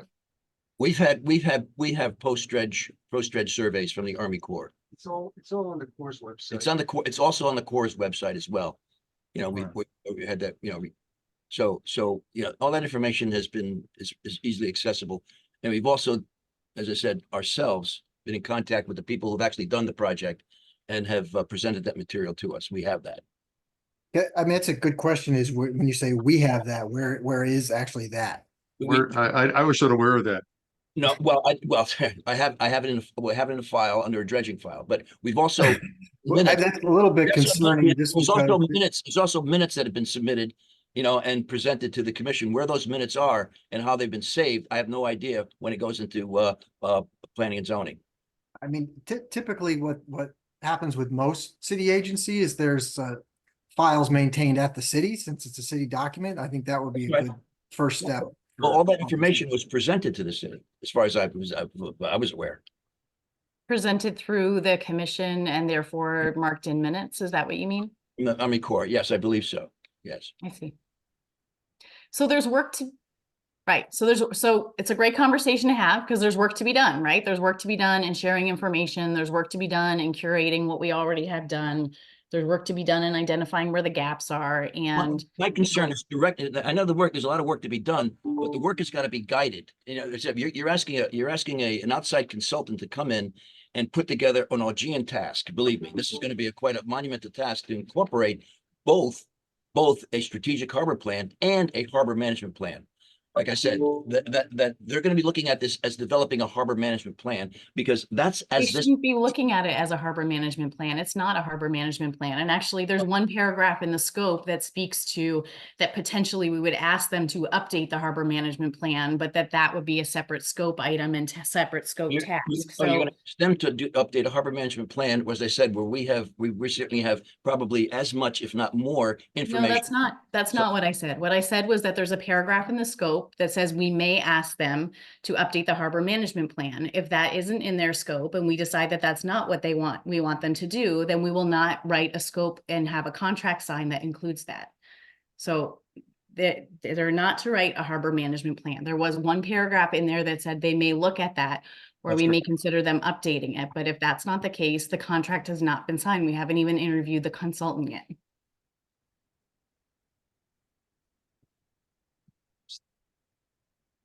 Well, it's certainly an I look at this as a great opportunity for spending federal money to get all the information we can about the harbor, what practices are around the country, around Connecticut, around New York.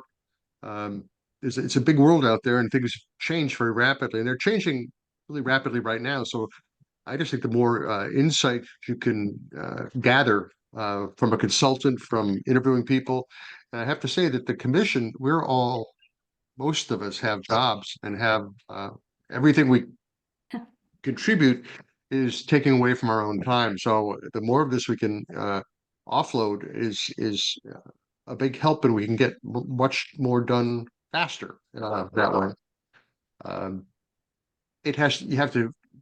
You all have to get involved and give this some oversight, but the gathering information and outside ideas, and I think every time you bring outside eyes to something, you seem to end up with something better. You've been looking at something. I've been running around this harbor for 40 years, and I don't know all there is to know.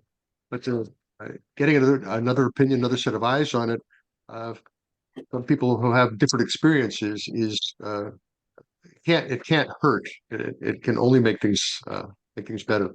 In my Yeah, view. well, I mean, how many times have you been to Port Jeff and then you come back with brochures or come back Right. with information about the software that they're using, or you're always on the phone kind of saying like, hey, we're using DocWa, but I use some other software system and we should look at, and so all of that is helpful. Exposure to new things and exposure to different ways is always helpful. Alan, I think Steve Kleppen and Steve Bartish had their hands up to speak as well. I just wanted to flag that for you. Yeah. Yes. Steve, go ahead. Bartish, Mr. Kleppen? You're muted, Steve. Steve, go ahead. Steve Bartish is muted. Oh, I see him. Oh, okay. Sure. So since there will be a steering committee and it seems like there'll be multiple members from this commission, I'd ask for perhaps one representative from the Shellfish Commission. I think that my commission could play a significant role in bettering this. Absolutely, 100%. We 100% agree, and you're definitely on our list. Thanks, Jessica. Yeah, of course. Is this only a wish list, or did I also hear you say that there could be process changes that would be recommended? I think it's what we want to make of it. So I think if we believe that there are process changes that need to be made, I think that that's one way of looking at it, and understanding what those processes are and what the opportunity is. And I think the other is not just a wish list, but an action item list where we actually have the ability to say what is short-term, what's midterm, and what's long-term, and be able to go after those items. Yeah, so I remember when you first came to town, you spoke about a harbor czar. And I just want to see where your head is with that right now as this process begins. Harbor czar in the sense of someone at the city who's a harbor czar, or someone who is sitting on the committee? I don't know. You said it, not me. Harbor czar. Well, I have to go back and watch the video. Well, I think that we need to have someone in the city who has their arms around the harbor and can really be able to work that through. What you heard me say earlier is that economic development works on it, that Parks and Rec works on it, that the health department works on it, right? And so, you know, I think that one of the things that we need to solidify in the city is sort of who is responsible for what piece and when and where. Sometimes I feel like Parks and Rec makes a lot of sense because the harbor is adjacent to so many of the Parks and Rec's assets that we have in the city, and that Vets Park is the home to all of the transient docks and so on and so forth. But I know that from the legislative standpoint and the statute standpoint, that also planning and zoning makes a lot of sense, and economic community development makes a lot of sense, because all of the applications that come through Steve's department have to be referred to you for comment through DEEP, right? And so, you know, I think that sometimes we struggle with that a little bit, Steve, and potentially it might make sense even to, as opposed to having a harbor czar, it might make sense to have sort of an internal working group on the harbor as well, where health and economic community development and Parks and Rec meet more regularly in order to be able to drive these efforts forward.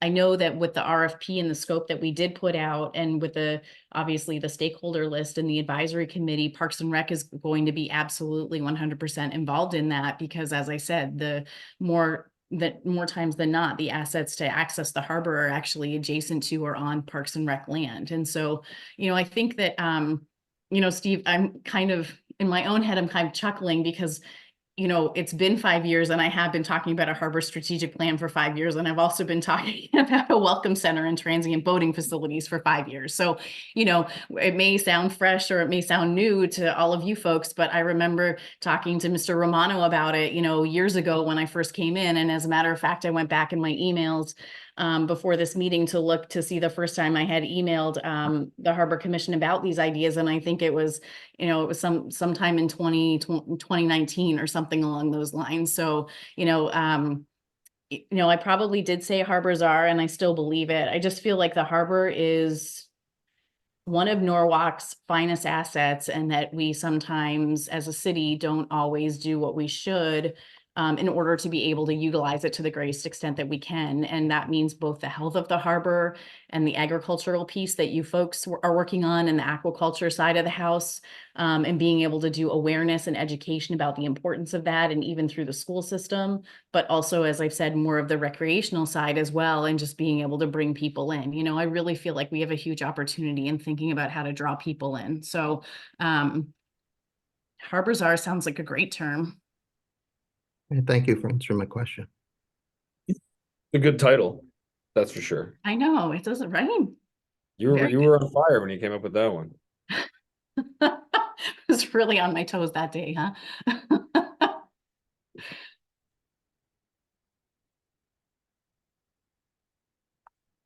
If I can, just a couple quick points. When Jessica and I talked about this, you know, the project quite a bit over a couple months or so. And, you know, we talked about the harbor management plan as a whole, and I don't think the intent of this is to rewrite the harbor management plan by any stretch. I think having that language in there is important, just because there may be recommendations that come out of the study that would lead you to update the harbor management plan to include that. So there's probably practices and items within the plan that are there now that are, you know, might change as a result of the findings of the study. So I think it's important just to leave that in there, because it kind of leads that to that next step. Doesn't necessarily mean rewriting the plan. And to your other point, Dr. Pinto, I think my involvement with this is because a lot of this is really outside of my knowledge base. It's going to make sure that the work that gets done is not repetitive of things we've already done and things we've already looked at, and making sure that what gets recommended and is done is consistent with and gels with some of the other planning efforts that the city is looking at. Particularly, you know, we already did study of the industrial waterfront. We're doing a lot of different resiliency work right now in South Norwalk as well as in the harbor. So I want to just make sure that everything kind of gels and lines up, and that at the end of the day, the plan is actionable and has concrete recommendations on things, and is not something that just kind of gives guidance, but really gives hopefully specifics on things that the city can act on. No, Steve, I agree with you on it. I'm not being negative about the whole thing, but I look at this as a, when I look at this project strategic harbor plan, I envision this, maybe it's sort of a naive way of looking at it, and that is as a citywide application of how the harbor should be constructed. In other words, it's an application of building in and around the harbor. And what could go in what various locations based on the facility that's there, the previous history of that location. So I look at that as an application for incorporating water accessible facilities, restaurants, piers, boating units that would be water dependent, that type of thing, but not to rewrite what we already have in place that could be used. Again, the policies that would look at what is being put together in the strategic plan and say, okay, this is consistent with the harbor management plan, and we can move forward with that. I think it's a good idea, or it's not a bad idea, or it's inconsistent with the plan. Or if we need to tweak it, if it's in a benefit for Norwalk to do that, as I said, I'd love to see a workable plan that's going to put together something for Vets Park, that's going to be put together for the area that Eversource has right now, that they're going to put these underground cables in there, as well as anything up the harbor for taking advantage of this the drawbridge, the lift bridge that's going to be allowing larger vessels to go up the harbor, that type of thing. What do we plan to do in those areas as well? So I look at this as a potential to put an application for economic development in the harbor, not to put together a plan of how we're going to do dredging. We've already got that. Where are we going to put moorings? I think that's up to the commission, along with the harbor master's responsibility, along with dealing with the depths of the harbor, as well as working with the Shellfish Commission, because we have viable shellfish beds in all those particular areas there. So we just can't willy-nilly put those obviously those moorings in those locations without knowing exactly the type of shellfish area that we're dealing with and the depths of that harbor. And that being said, I mean, that was my main concern, is that I'm looking at this, as I looked at that RFP, I saw a harbor management plan. And I know there's been sort of people who have contacted other members of the Connecticut Harbor Management Association and asked, well, what is Norwalk putting together? A harbor management plan? I thought you already have a harbor management plan. So that sort of raised my flag. That raised my flag as to how these consultants are looking at this particular project. I said, aha, oh my God, we already have a harbor management, so what's going on here? So that's what led me to these questions. Yeah, well, I was absolutely 100% sure not to use the terminology harbor management plan. Well, you have that laid out in this in items. Well, there's about 3 or 4 different items that you talk about a harbor management plan and not a development plan. Well, a strategic development plan of we agree where we agree, and we know where the concerns are, right? And so I think we don't need to rehash those by any means, but I do. Well, I think I think they should be brought out in the front. As this is not about rehashing them, but those are certainly still concerns, unless there's certainly a different in the rewording of the verbiage that's in here.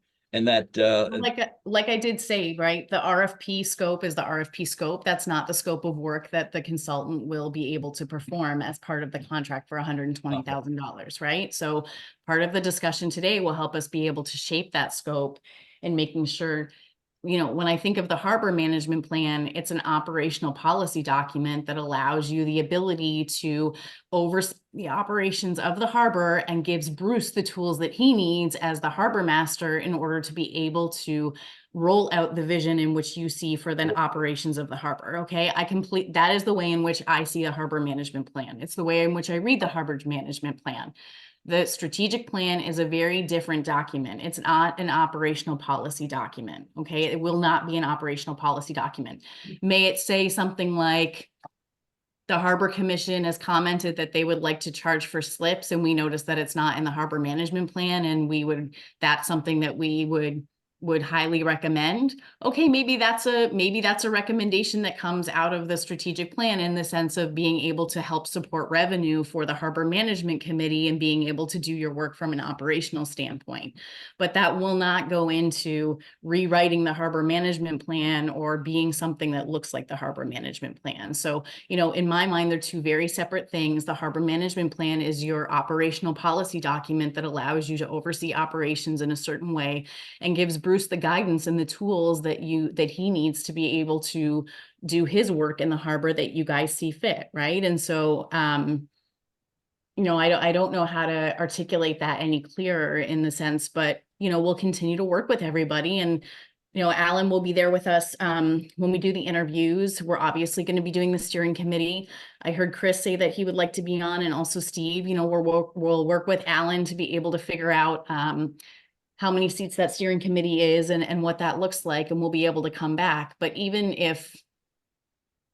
when we do have a steering committee and advisory group, those folks will be able to come back to you and advise you on where we are. And in addition, Steve and I will also write into the scope that the consultants will come and talk with you a couple times as a full Harbor Commission, so that they can provide updates and allow and give a chance for feedback. And obviously we'll be meeting with the public as well. And so everyone's welcome to be able to attend those meetings in addition to the other meetings that we put forth. Thank you, Jess. Anybody else have any other discussion topics or would like to ask more questions or from Jess or Steve? All right, then. Thank you very much. I think that my experience with Jessica's office is that she's very gets a lot of email and a lot of ideas. So you should send them perhaps via Amelia or write to Jess and Yeah. get those ideas going. You guys are more than welcome to email or call anytime. And, Steve or Amelia or myself at any point, if anyone has any questions about the process or the timeline or even concerns and you want to talk offline about it, I'm happy to do that too. Thank you, Alan, for thank you, Jess. Yep. Thanks. Thank everyone. you, Steve. Appreciate it.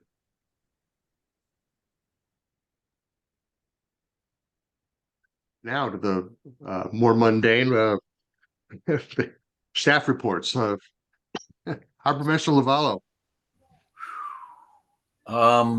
Evening, everybody. Thank you, Mr. Chairman.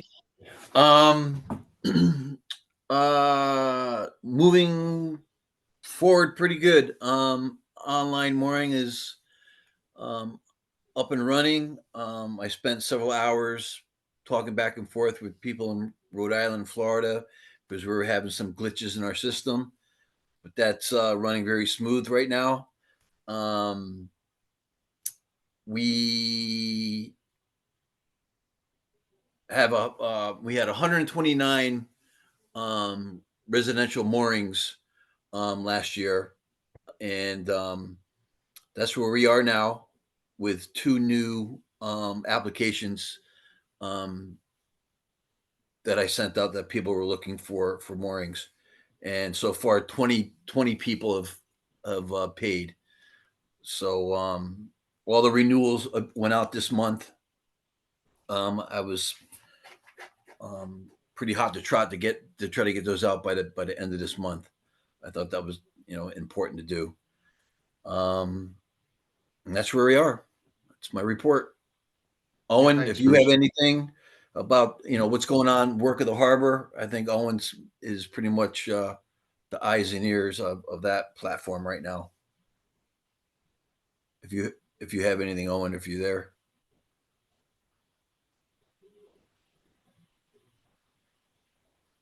Okay. He's muted. Yeah, he's muted, but I have one thing I'd offer is I think we all should be. I know you've spent a lot of time, Bruce, doing a lot of paperwork and going along a lot of reviewing all these applications and all of that. I think we should all be thinking of ways to pass some of this what is clerical work really off to Amelia's team. She's not a one-man band, but she has access to other skills within her department that maybe could take over some of these things that don't require all of your time, because it's when the online mooring stuff and with Dennis helping me out, it was a hard system to kind of learn at first, and now that these 2 years I've been working with it and now figuring out how to maneuver around it.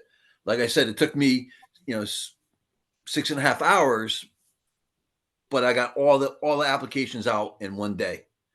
Dennis would do 10 here, 10 there, and keep, chopping at the block. So now I'm pretty good now with that system, and it's moving smoothly. You know, it's hard because Amelia doesn't know where moorings are or what boats can be put in the harbor. I understand that, but I just think these are things that you could say that, get off your. hey, City Hall, I would like an application for a mooring. And then, that application would get sent out, but it's got to come from obviously us or the harbor master team to know where the moorings can go or what's out there. Basically, the person in the office wouldn't know that. That's the hard part. That's the hard part.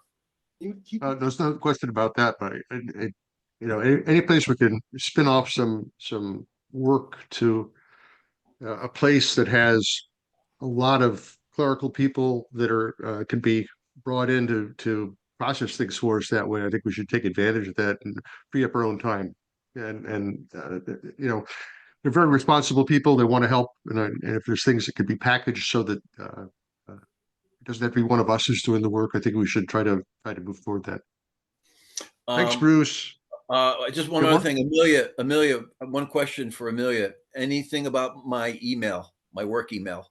I did. I spent some time with someone from our IT department last Friday. I actually made a note to follow up with you. So you haven't heard from them yet? No. Okay, I'm going to follow up with them tomorrow because it seemed like it would be no problem. They could have it done pretty soon. So I'll contact who I worked with last week. Thank you. Because Alan's getting all my flack from the people. So I do, but it's enjoyable before we get on to other people. So it's good. Dr. Pinto. Yeah, I'm sorry. I don't know how you raise your hand. How do you raise your hand, Amelia, on the board here? What do I do? At the bottom of your screen, so you'll see like the green share screen button, a couple options to the right, there's a little hand that says raise hand. So if you click that, that should work. Let's see more. Oh, raise hand. Is that it? There you go. Yeah. I got it. Okay. Gotcha. Thank you, Amelia. Thank you, Mr. Chair. On a different note, Alan, Bruce, I'm still working with Mary Beth Hart to finalize credentials for our harbor master and deputy harbor master.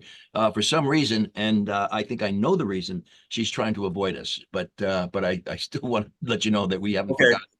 Thank you, Dr. Pinto. Thank you. I'm not good with this phone, but that's the only thing that I had as well. We were still, Amelia has helped us out with that that situation a few times, but it doesn't. Well, I didn't understand you, Owen. What was that? You mean as far as the credentials? That's correct. Amelia reached out a couple times, and exactly as you said, Deep has not been responsive. Amelia, did you talk to Mary Beth Hart? Yes. So I had emailed them about updating the website, but I remember you'd mentioned the credentials in an email. So I asked about that too. And I did go a little while without a response, but a couple weeks ago, Mary Beth responded to me. And I think she told me that she had new people on her team. So they were in the throes of training everyone, but it was on the radar and something they'd be working on. I haven't heard back in a little bit, but it did seem like they were aware and they would get to it. So hopefully sooner rather than later. It's just nice that is because we've been harping on her. And I know there's reasons why she's trying to avoid us, because it's not only just the harbor master's credentials, but it's also a little new wording that we would like to work with the DEP with regard to our ability to review permits. Oh, okay. Right. Okay. So she's been hesitating on contacting me for a number of reasons, because they do not want to commit themselves. Got it. All right. Well, hopefully we'll get those credentials soon, but I'll also make a note.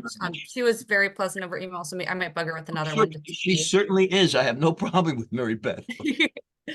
All right. So I'll follow up with her on that too, to see if she has an update. And yeah, hopefully their training of new people is going well and it'll be a smoother process. I hope so too.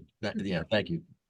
Also, the other, not just the credentials, the other deputy harbor master is not able to run vessels currently. He has to get access through DEP to do that, and that hasn't happened as well. It's a no issue for me, but for him, I think Owen, can you drop me a line about that, exactly what the issues are there? You have my email address, or Bruce? Yes, I do. Send me. Yes, I do. Because I want to, as I said, I want to sort of reinforce that and maybe be a little bit more assertive to for Mary Beth. he should have got that signed off in his packet. He should have got that in his packet to sign off, right? Yeah, he did. He did. It just has not, nothing from that packet has come to fruition. Gotcha. All right. Bruce, if you can send me the comments and I'll work from our aspect of that, our end of that. Roger. Thank you, gentlemen. Thank you. You done? Are you done, Bruce? Yes. Thank you. Thank you, Dr. Pino. Thank you, Owen. Mr. Stedman. Well, at the risk of talking too much, I guess I'll give my report. And there's a number of interesting things to talk about, I think. Over a week ago, I met with the acting executive director of the Connecticut Port Authority, Mr. Hammond. And he's a person I developed a lot of respect for. So he's interested in understanding some of the history of the Port Authority and of the small harbor grants and of the harbor management process. And as the statutes now require that the Connecticut Port Authority has an approval authority over harbor management plans and amendments to harbor management plans. But more urgently, we talked about the future of the Port Authority's small harbor grant program, the SHIP program, through which we have we got almost $1 million for the replacement of the visitors dock, and we also have the authorization of the money for the street end studies. But and now we're hoping that we might be able to get some funds for the work to replace the Veterans Park Marina, or the project to replace the Veterans Park Marina. So I had a very good meeting with him and the two staff people that they have at the Port Authority. And as you know, last year they did not announce a round of SHIP grants, even though the legislature has authorized them to spend up to $5 million a year. And that's for two reasons. One, because of the concern of the cost overruns at the Connecticut State Pier, which went from $93 million initially now to well over $300 million. But that was before Mr. Hammond's tenure. And the other issue is, and we tried to deal with this last year, is that the person at the Port Authority who was responsible for managing the SHIP grants left. And now they don't have administrative capability to manage the grants. They've tried to hire someone, they haven't been successful. They're hoping to try to do that again in the near future, which would allow them to issue another announcement of the SHIP grants, Mr. Hammond said, in the third quarter of this year. Work on the Veterans Park Marina is potentially fundable through a SHIP grant. However, the estimated cost now that I understand is about $4 million for that work. And that, of course, couldn't be funded all by the Port Authority, because that would leave no money for any of the other towns. So we're going to continue to work in coordination with him, not just on Norwalk's, representing Norwalk, but all of the towns which have an interest in the SHIP grant. John, you might want to, can you show that? I don't know if you can see this on the. Well, let me get this up here. Amelia, do you have sharing capabilities? Can I share? Yeah, you should be able to go ahead and share. Okay. Okay. Yeah, there it is. Okay. That'll. All right. You were screen sharing now. So this is a map that we've prepared over time, and it's updated to 2024. That shows all of the communities in Connecticut that have harbor management commissions and harbor management plans. And so this is one of the things that we've reviewed with the Port Authority. All of these towns are potentially eligible for SHIP grants. So distributing $5 million over these communities, and all of these towns that have there's 26 harbor management plans now in place. They all have institutional frameworks that are essentially mirror or similar to what we do here. But anyway, this is a map that we recently updated for the purpose for the benefit of the Connecticut Port Authority. John, you can stop that. Well, I also wanted to point out that a lot of these commissions have harbor management plans that are very similar to Norwalk's in place. Yeah, because of the basic institutional. From the standpoint of Connecticut harbors. From the standpoint of Connecticut, but one issue that's probably the most important issue right now that we grapple with, and it affects the 6 or 7 towns that are in the process of updating their plans, as well as New London, which is preparing its first plan. And that issue concerns the impact of the Cohen versus Deep court case that we talked about, which which ruled, if that's the right word, that that the Harbor Commission has no authority to review applications for deep permits. That's the issue that we tried to address at the last legislative session and that we're trying to address now. And through the good work and the interest of the mayor of New London, last week we participated in a meeting with four DEP people to talk, about not only the specific issues in New London, but this overall issue affecting all of the harbor management commissions. Right. So as a result of that meeting, DEP is going to reach out to Dr. Pinto and the Harbor Management Association, and we hope to have another meeting where ideally we would get deep support for a legislative change. And that's the most significant institutional issue affecting all the harbor management commissions in Connecticut. So that's one part of my report. Stop sharing. Yeah, you can stop sharing that. Next week is the annual meeting of the Shellfish Commissions, sponsored by Sea Grant. So I'm going to attend as I did last year, and I'll be given an opportunity to speak about this harbor management issue that I just mentioned, because it affects not just harbor management commissions, it affects the Shellfish Commissions too, because the harbor management findings and recommendations can serve to implement and support the Shellfish Commissions. So I'll be able to talk about that a little bit more after I attend that meeting. The other thing I wanted to mention is it's more of a personal thing. I observed the video of the Planning and Zoning Commission the night that they adopted the rezoning, and it was quite interesting. And one thing that if you have a chance to look at it, I don't know where it is in the video, but one of the P&Z commissioners, Mr. Mushak, who I don't know, I'll tell you a little bit about what I do know about him. He made some what I thought were excellent comments about the future of Manresa Island and the attention that needs to be given to the future. And that gets back to what John was saying about what the value could be from the strategic harbor plan. For a consultant to look at that area, what are the public amenities and the water dependent uses that could be associated with redevelopment of that property? Now, Mr. Mushak made the argument that it's not suitable for residential development, but attention certainly needs to be given to it. And that's similar to what years ago the city of New Haven had identified areas for redevelopment. They pre-planned the waterfront public access and water dependent uses that they wanted to see as part of the redevelopment, not waiting until to get a proposal from a developer.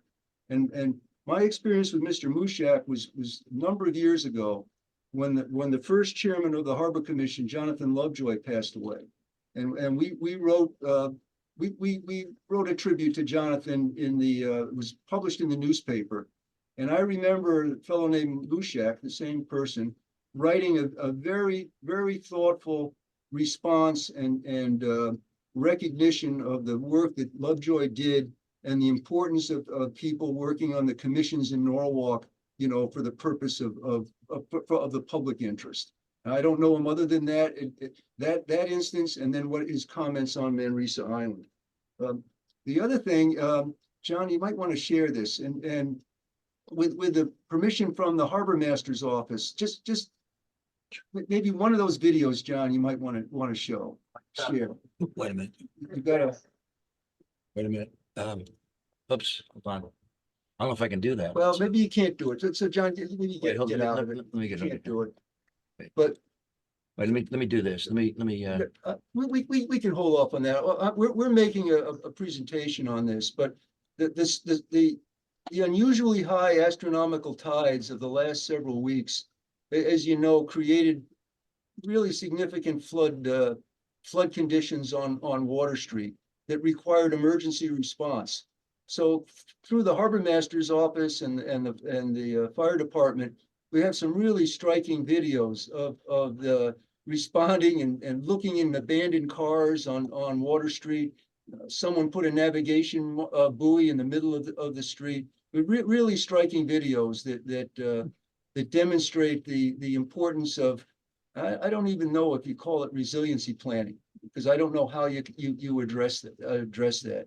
But thanks to the Harbor Master's office, we have those videos that I think would be very, very interesting when we can share them.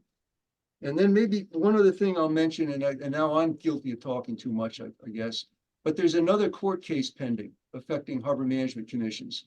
Maybe I mentioned this last month, but this involves the commission's authorities, not with respect to DEEP permits and decisions, but with respect to coastal site plan reviews. So in Stanford, there was a coastal site plan review that the Harbor Commission did, in my opinion, a wonderful job in reviewing, and could not make a favorable recommendation for what we thought were clearly demonstrated reasons. And as a result, the zoning board in Stanford needed a supermajority to approve the project, which they couldn't get. So the project was denied. And now in Superior Court, there's a appeal filed by the attorney for that applicant, arguing that the Harbor Management Commission's decision wasn't proper, and the Harbor Commission was dealing with something that was outside their purview. So that's another interesting matter that we'll keep our eyes on. And with that, I guess I'll stop talking. Those are the notes I made to talk about. Thank you very much. Thank you, Jeff. Are there questions for Jeff? Anybody? No? Thanks, Jeff. Appreciate it. Mr. Bartosh, Commissioner Bartosh. Thank you, Mr. Chairman Bartosh. Thank you. Thank you. That can stop there. Just going through our list of things that the commission put to bed our last meeting were 18 Tenetta for Sheffield Island, both the COP and the LWRD applications, 32 Shorehaven and 18 Burwell. And we tabled 132 Water Street, similar to this commission last month. Just curious, my next bullet point, has anyone heard anything about the Mayor's Water Quality Committee in terms of the appointment of a chair such that committee can be reinstated? I have not, and I was going to battle the mayor's cage actually, because they're down 2 or 3 members now, I think. So it's kind of become kind of an ineffectual and inactive kind of thing. So we need to kick that back up again. Hi guys, You know it's Jess. anything- I'll take that back to the mayor's office. I'll make a note and talk to Tom Livingston tomorrow about it. Thank you. Jess. Thank you Yeah, very you much. bet. And also, we're down a member too, which would be nice too. and also, Okay. Yeah, why don't I email the 3 of you and we can kind of get the numbers sorted out and go from there.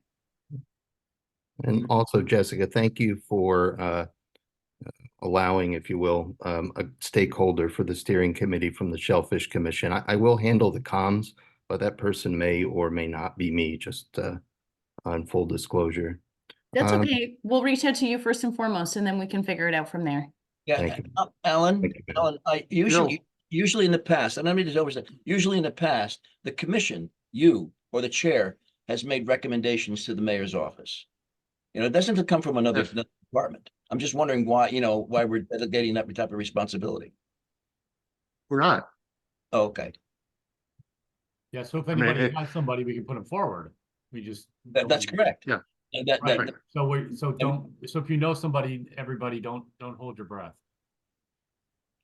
Now we need to find somebody. I put that on my list of actually things I was going to talk about tonight too. Is just that we need to fill all these positions. And there's, I think, 3 vacancies on the Mayor's Water Quality right now, and that's really too bad. I think there's a lot of quality people in the community that could do this sort of thing. The thing is, they're awfully committed to other things and already have a full plate. Is what's happening. So. Thank you. I have to bug the mayor about something else too. So I will candidate for a vacancy in our commission. I'd like to bring forward. But see how that goes. So. I mean, we could certainly approach any of the boat clubs if there's any members of the boat club, any boat club that would be would serve as a member. I know we have representatives here from the East Norfolk Boat Club. Yeah. Well, it'll be, the other thing I think was missing from the commission is a marina operator kind of person, actually, that would be helpful. Since Mr. Garno left, we haven't really had that niche filled, and I think that's something else we should look for. It's not critical, but I think that's would be helpful to us. Okay, just to wrap up, so Yep. we will also be attending that gathering of the state shellfish commissions a week from Saturday, and we'll be with Jeff there. Thank you, Jeff, for presenting what you will be. I also like to just state my personal opinion vis-a-vis Mr. Mushak's comments. I fully agree with what he said, except for one thing.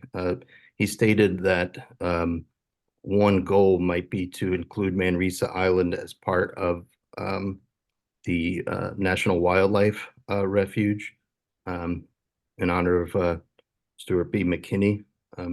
It's my considered opinion as a scientist that that reserve was an ecological disaster, essentially because the deer couldn't read the signs, and they denuded those islands. So it's not something I'd want to see repeated on Manresa. I understand that as a constructive comment, but I just think making it part of the refuge is would be incorrect. That's all I have. Eat Norwalk shellfish. Thank you, Mr. Chairman. So Chairman Bartush. Moving along to committee reports, Mr. Mangles, mooring and harbor safety. Thank you, Alan. So as the harbor master pointed out, the online moorings are starting to come in. I did make from feedback from those some of those people, so a mooring inspector really as well, and another couple of people that they that one of those mooring inspectors had to inspect moorings and how to attach the mooring inspection document. So I did reach out to the online mooring system, the person or contact there, to for an easier method. I gave a suggestion to how to make it a little bit easier. Just really use the inspection report as the attachment. So they said that they'd look into that and they're going to revamp some things. The mooring fields, the managed mooring fields. I want to thank Amelia for sending out the letters to the 3 mooring fields. The first payment of the 50% is due. We gave a figure based on last year's fees due. It's 50% of that. So there is no question of what is due and when it's due. And those letters have gone out. So I expect that they will be paid on time this time. DOCWA, so regarding some conversations that we've had here throughout this meeting about transient moorings and larger vessels. So I know that the larger vessels is a bit of an issue that we have here. And not only is it the draft, but it's the hardware that we need to put down into the mud, so that those larger vessels don't pull that hardware up. So we are going to be looking at adding some additional transient moorings in the inner harbor. And last year, so this we're going to need a motion to increase that, and that fee. Last year it was $40 per night. Looking at the surrounding states, I would make a motion that we increase that to $45 a night, and I will give you some examples. Connecticut is 42 based on DOCWA's data, $42.02 per night. New York is $51.28. New Jersey's $45. Massachusetts $51.28, and Rhode Island is $50.06. So I think that an increase from $40 to $45 a night is in order here. So I'd like to make a motion that we approve that and send that to the city so that we can go ahead and charge $45 a night. DOCWA, every year we have to say yes, keep it the same, or increase the mooring rate. So I'll make the motion that we increase it to $45. If anyone wants to second that, and then we can go through the proper channels in the city. I'll second the motion. Thank you, Chris. Want to comment? Any discussion? Is It it just- regardless of size? It's regardless of size. It's a $45 fee. We don't charge by the foot. Right. Well, just, you know that the process of adopting fees of this sort requires approval from the Common Council. Correct. That's why I said we will send that to the city. Any other discussion? All in favor? No, nope. Opposed? Abstain? All right, I'm gonna think that that's unanimous. So we will move that forward to the city. Regarding DACWA, we did have 62 nights paid for last year, $2,480. We need to monitor the outer harbor. I call it the outer harbor, but it's Sheffield Island Bay. We as Jessica stated, that we are working in conjunction with Sheffield Island. But we just need to get sort of monitor that a little bit. I've seen people over there that are tied up, but I know that they didn't pay because, well, I know who paid. Yeah, and I went out there a bunch of times and kicked people off and explained to them what they had to do. I mean, it says right on the ball, contact, DACWA. Yeah, I know they get a little nasty when you approach them. That'll change especially me. this year. This year now, I have a lot more time. I'm free of, on things that happen at work, and so that's going to free me a lot more up to go out and be present out in the boat. Yep, that's that'd be appreciated.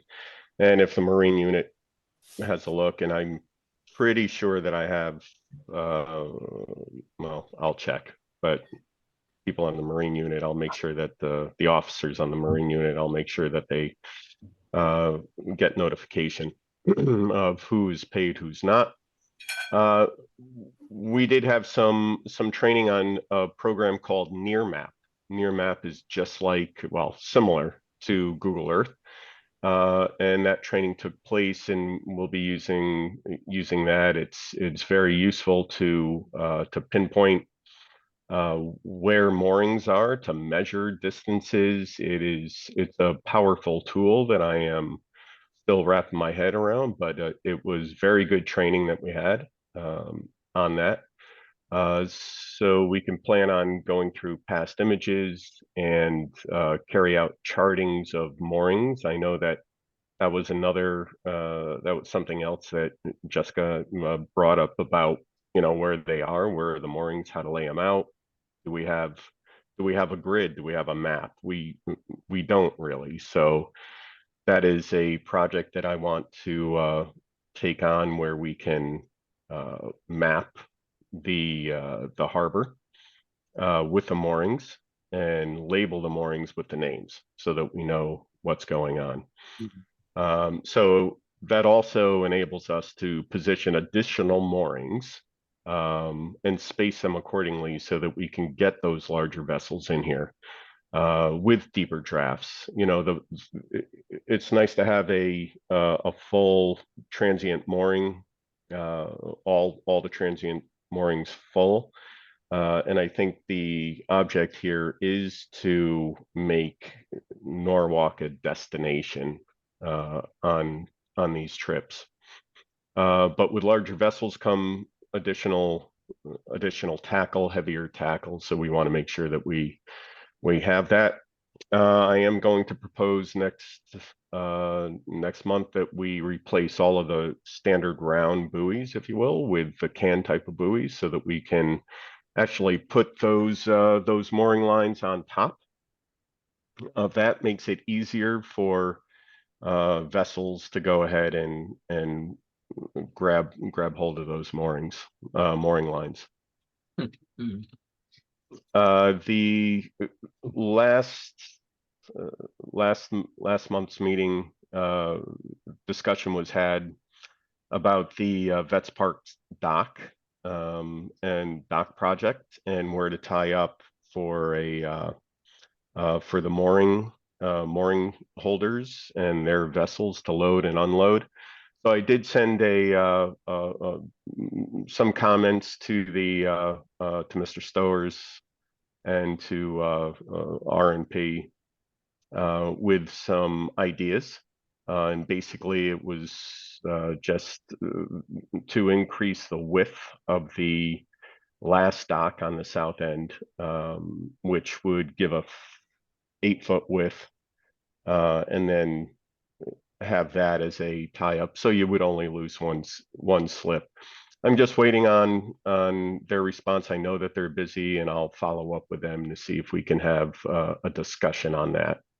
And also I asked about some utilities and things because that wasn't detailed in that draft, and I understand that it was just a draft. Other than that, that was it. Anybody have any questions for me? Okay. Thanks, Jeff. It's good work with the moorings. I think that's a good economic engine for the community in general. Because I think there's the more people that come and visit us here in Norwalk and see what a great place it is, the better it is for the entire community. So thanks for your work on that. Yeah, you're welcome. I have a goal though to get onto the other list, you know, when you have to get X amount of like 5 stars or something. So that's my goal.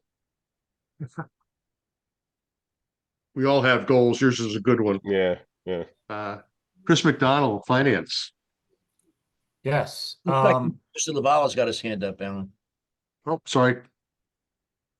There it is. Hey, Bruce. Sorry, Mr. Chairman, real quick. We went out and we mapped all the buoys, all the moorings in the harbor. Is there any way you can forward that to Commissioner Mangles? Yes. And see if we can. I have all that information. That's where they were last year. We went around with my cell phone and located all the moorings and recorded all the lat long locations of all the mooring balls that were out there. So yeah, I could share that with you. Sure. Yep. And then I could compare what we have. I mean, you could take screenshots and things like that of this near map. It's pretty powerful. Yes, I like it. So I had that training too, and I think it's a wonderful platform. And I'm pleased that you're moving on to that, because I think it's going to be very useful to us. Is that a subscription thing? Is that a public? That's a website? city pays for that, I believe. Oh, I'd like to find a use for it. It sounds really cool. Yeah. Well, if you want to see it, I could certainly see it. You may be on the list. I don't know, Chris. Yeah, send me a link. I'll see if it works. Yep. It seems to be. Go ahead. Yeah, it's a good platform, I think. All right. Yeah, maybe we could use it in the street end stuff. Oh, absolutely. Yeah. I did some measurements already on that, but yeah. Sorry, go ahead, Chris. I'm done. Good. Yeah. Okay. So finance. So we received a invoice from Jeff Stedman for $10,500, and that was for his services for June through December of last year. So I think I'll make a motion that we approve that invoice for payment. Yeah, I'll second that motion. All right. All in favor? Yeah, you call the vote, Alan. You're the chair. Okay, I think we got that. All in favor? Yeah. Aye. Passed. Good. So, we did the grant application. I guess that was actually in December we did that. The city runs a fiscal year, July 1st to July 1st. So, and we'd traditionally done it on the calendar year, but but not doing the city thing, because the city grant was what would really screwed us up. Was the city grant didn't come in during our calendar year. We got the previous year's one in December, and we didn't get this year's one yet. So you know, we had a hole in our budget for that. So, and we also didn't spend all the money we allocated for different things. So I redid our numbers. Let me share my screen. So we're used to seeing, let's see. Yeah. Share. We're actually, you know, we're used to seeing this one where we did the month by month. But what I've done is I just expanded that out and then summed everything for the 23-24, that fiscal year 24. And we'll and it'll keep us in line with the way the city does their books and everything else. It, you know, some stuff, you know, depending on when mooring stuff comes in or out in any given year, it might break a little funny, but I think it's important to keep in line with the city stuff. So what I wanted to run down with everybody and make sure everybody's aware of. So the blue's the year we're in. I put the 22-23 actuals here on the same July 1st, and then what our 24-25 request was. So what you know, for our ongoing budget, we've got a bunch of things that we need to be aware of and spend this money because it's allocated. So we have 250 for printing and duplicating, 250 for newsletter. You know, the fixed, sorry, I skipped over this, but these are pretty fixed. Bruce is up here for the harbor master, water quality interns. We still haven't expended all that, but there'll be some expenditures in the spring. They ran a little hot on their testing and the stuff they expensed to us, but there probably won't be any before next June. That tends to lag what the intern salary, that usually starts after school ends. We put in $2,000 for seminars and education, $500 for safety equipment. We still have that running. This was labeled as mooring maintenance, but I think it's really for new mooring equipment. We have $12,000 in for that. So we have money allocated for new equipment now. We put some money in last year for the no wake buoys, which didn't get approved. So there's some money floating there if we have another thing to allocate that to. Online mooring, I don't know why that came out so high already. Maybe that's just, I don't know, I'll look into that. Dock WA fees haven't been incurred yet. Interpretive signs, abandoned vessel, hopefully we won't need to do that. And then what we haven't collected yet are the city grant. I don't know when that comes. It came in December last year, health department, and I don't know how it works with the shellfish. We got $3,000 in the previous year, and we've done similar. So we did similar numbers for next year. I think we upped it a little, but the budget, the budget and projected revenues balance $77,000 on both ends. Last year we were a couple thousand over on revenue. So you know, the mooring fees, the projected and the actuals went up because we raised the fee. If you want to look at something else, the online mooring system, this was the cost, and the transient moorings pulled in 27,000.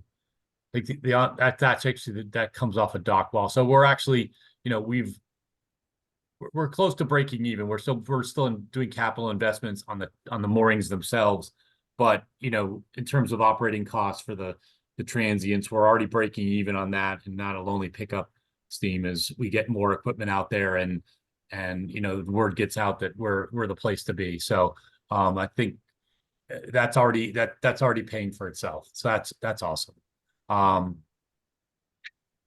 Any questions about how this is running? I think that the main thing is to know that we have money allocated for a lot of things like, you know, seminars and education and newsletters and printing kind of things, and you know, and certainly the transient moorings and all that, which we should we should think about using this money. I think we put in $2,000 under that last year for Amistad, but then didn't use it because Right. we didn't need it. I mean, I don't know if we haven't done anything with Amistad so far for next year. Everybody involved, seemed to love it, and the school certainly want to bring it back. So I don't know if they'll plan on doing it every year, biannually, whatever. So we could allocate some to that. We probably shouldn't, mooch off of Gary Wetmore forever. I offered him an invoice that he could send us an invoice last year, and he didn't, but we'll see. So that I kind of rolled into the other subcommittee there, but there's not a lot else going on with what we have been doing with stuff like the Amistad street ends, and we certainly talked about where the street end study has been rolled into the strategic plan. So I don't have anything to report for that part of it. But if there's any questions on finance,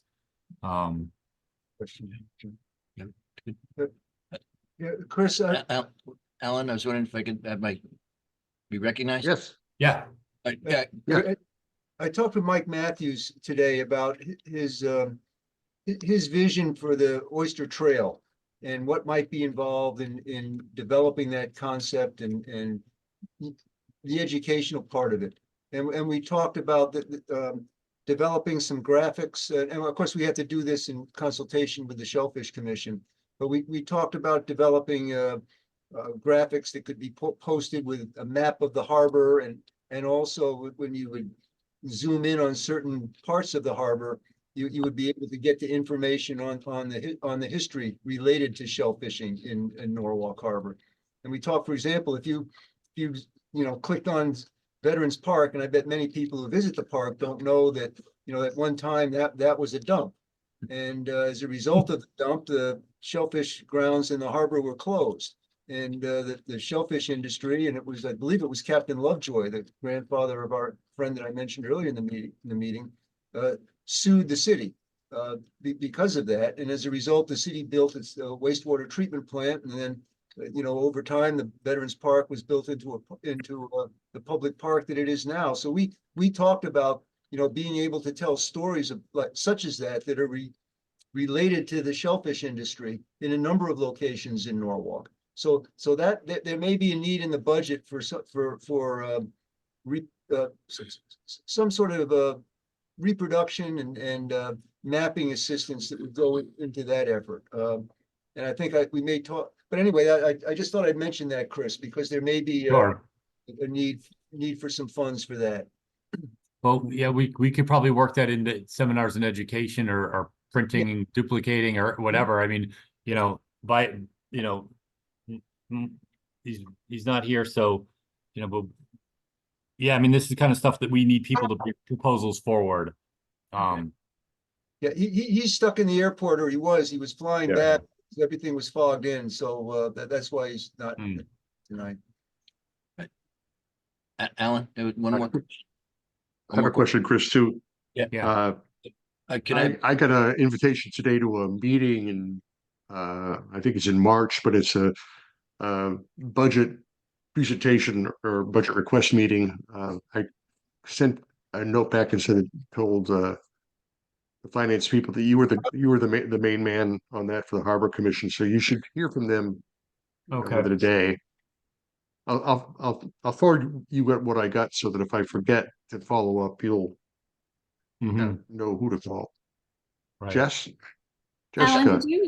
Alan, by any chance, did you send an email to Lola in finance and I? Yes, I sent an email to Lola. Good. Yep, that's fine. I just wanted to make sure. I wasn't sure if it was, I didn't want to click on it unless I had asked. Thank you. Yeah, it's just that Chris is taking the lead on that now, so yeah. Yeah. Chris, if I can be helpful in any way, let me know. And also, we should be able to release those grants to you. So you and Amelia and I should talk about it. Yep. Because those are available as of July 1st. Yeah, I think our cash balance at the moment is still pretty healthy. Where are we down here? 34,000. So these formulas aren't done. So yeah, we're yeah, it'll be great to have that. It'll be great to have that money, and especially going into next year, into our operating season. I have a question, and not to be. Oh, sorry, John. Yeah, no, when I put my hand up the first time, Mr. Stedman had jumped ahead of me and took my question, but that's okay. I'll forgive him on that one. But my question was that I was from last month, I should say, our meeting, is to whether we can have a conversation about compensation for our deputy harbor masters. And I'd like somehow to arrange it that DOT somehow help fund that, that because they're going to be using our harbor masters for the construction project. And so I think that should help us out along that same line, as well as ourselves, compensating our because we did get 2 deputy harbor masters at the request. We made a request for them, and for reasons that we had increased projects in the harbor. And I think the work that they are doing is certainly helpful to our harbor master, and that we feel as though that they should get some sort of compensation for their involvement. Do you know if DOT is compensating the police department for this project at all, by any chance? Well, they're paying the overtime for 2 Marine unit officers and the boat. Well, actually, our boat is being used right now for the winter months for one of the vessels for the Marine unit guys. So that should be compensated for.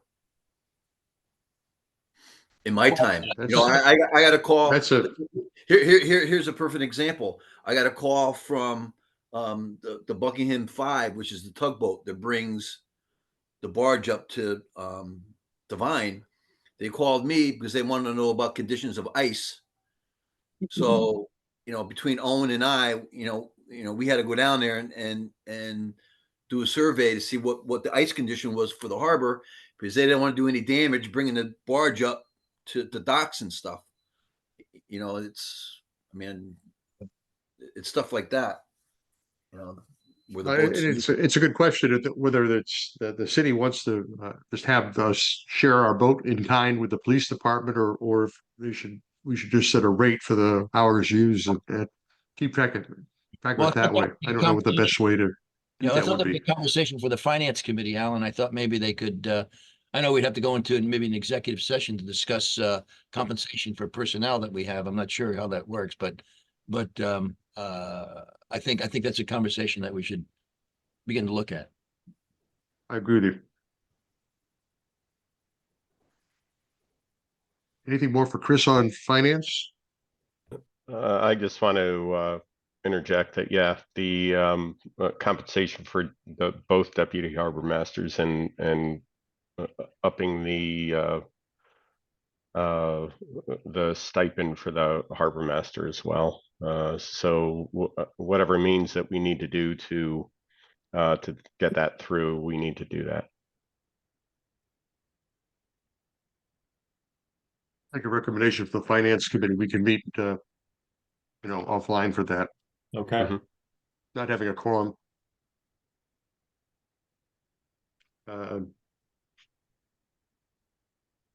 Chris McDonald again, plans and recs. Right. So we've talked about street ends and how that's rolled into the strategic plan.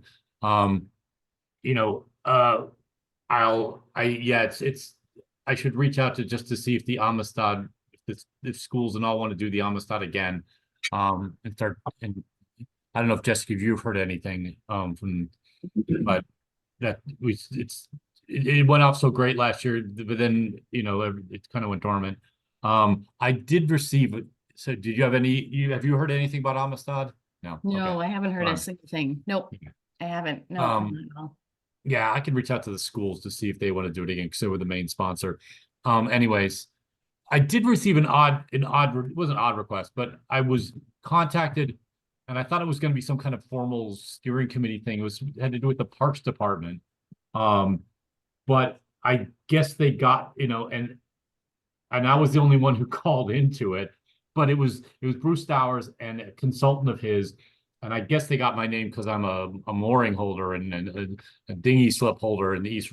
So I'm like, so I didn't know which hat to put on, but I gave them some, feedback about, obviously explained who I was, and Bob knows me, but, explain my experience as a customer of the Parks Department in the East Basin, and both as a mooring holder, which, obviously that's us, and and the dock. So I gave them directly some feedback about why a touch and go spot that Jeff talked about before, for the mooring holders to be able to have a place to touch and go and refuel, or not refuel, but to take on passengers, charge up batteries, whatever we need to do on a day use is important for the mooring holders in the harbor. So I think hopefully they're getting that message from multiple channels. But I just wanted to sort of mention that I'd done that. Bruce Cowens was their consultant that I talked to. So in terms of that, I don't think nothing else in terms of plans, recommendations. So thanks, Alan. Chris, any questions for Chris? White. You're on. For what would that be? Newsletter and website. I believe the website, or the newsletter rather, was in your inbox last time we chatted. I know I missed last meeting because of some holiday stuff, but I think it's fine. I think I passed on that. Oh, right Yeah, on. Okay, good. Then we're set together. And I can have that. I'll have that distributed to the commissioners. Probably, I'll try for. I think I can do it before the end of the week. I can get that whipped together, and you guys can take a look at that. And then we'll start getting everything together for a spring letter. I want to take a look at. I know it's kind of been on my list, but take a look at the DACWA kind of listing and the verbiage that we use there, and some images and anything that we can do to just like spice that up a little bit, make that a little bit more appealing to recreational boaters, call out, the stuff that there is to do in the town, all that other kind of stuff. Took a look at some of the Facebook stuff that's going out. It all looks good thus far. I think kind of as we get into the spring and head into the summer, I think that we really start kind of ramping up a communication plan, with a lot of this stuff, getting people on the waters, talking more about the harbor, things we can do. Anything with the Oyster Trail, I know Matthew's has been talking about that. But if we want to get, little plaques with QR codes made up, anything like that, we could put around town that could tell the story of what you're looking at or where you are, things of that nature. I think we could really talk about that. It's not super complicated. We could do that fairly easily. And work up some stuff like that. And then if any of these developments or any of this stuff that's coming forth that we want to solicit, community feedback or anything like that on, just let me know, and we can put on any kind of outward facing communication if we would like, kind of to involve the community more. I feel like there's always a lot of good support that we get when that kind of stuff goes out thus far in my extremely short tenure here. And we'll also, have to communicate some of these barge locations too in a positive way of when they're alongside the channel, and so on and so forth. Yeah, any of that kind of stuff, and anything that's I think pertinent, obviously to mariners, and then obviously to the public as well. So I think striking that balance between what the barge operators need to know to stay safe, and then also just any kind of updates that we want to be kind of providing to the community, going forward. I think we can kind of ramp that up as we head into boating season. Any questions for Chris? Thanks, Chris. I appreciate it. Thank you. Wait, Chris, is the newsletter out for general review, or is it final publication, or what was that about? I'm going to package. So I sent it to Alan in a Word document just for him to look at it, but I have a layout going of it's got a cover and imagery and things like that to make it just more visually appealing and kind of engaging. So once I have that finalized, I started it, sent it to Alan for his review. So that's in a working phase right now, but now that we're good to go. You want any input from any of the commissioners? That's what my Well, question. I was gonna say, I'll kind of wrap that up so you guys can just like see it as what it would kind of like look like, so to speak, and then I can shoot that off to everyone, obviously, for input, for feedback, for additional comments, for additional sections, anything like that. Okay. Yeah, all right, thank you. Get that together. Other pieces that was kind of done for the fall, so it's a little bit. Yeah. So a touch of We have that, to but some of that touch it personnel, up a little bit. we'll tweak it up to make sure it's more relevant, obviously, for winter 24, as opposed to Exactly. or whatever it was. I fact that it's already almost February. Any questions for Chris? Thank you, sir. The last item on the agenda so far is nomination of officers. That's the nominating committee is Dr. Pinto, Mr. Matthews, and Mr. Mangles. So I'll turn it over. Doc, are you the chairman? So yeah, we've submit. Oops, did we get that? You were muted. Am I coming through? Yeah. Yes. Yeah. Yeah. No, we submitted the names as presented. We have Mr. Chairman Kibbe as the who is the chair, moving forward as the chair, and the Jeff Mangles as vice chair, and Lori Jones as the secretary. And those are the three names that came forward. All the other commissioners have been polled, and no other further comments or submissions have been made. So we're going to go forward with that current slate that we have. We will vote it at the next meeting. At the next meeting, that's correct. Yeah. Thank you. Any questions from anybody? Thank you, John. Do we need to see if there's any nominations from the floor? Oh, we can ask. I mean, as I said, there was no. You can ask. No one We has. do that at the No meeting. one really wanted, yeah. But we can ask.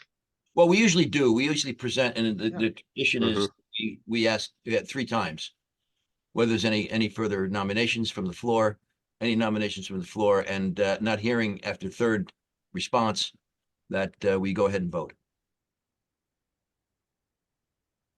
Thank you.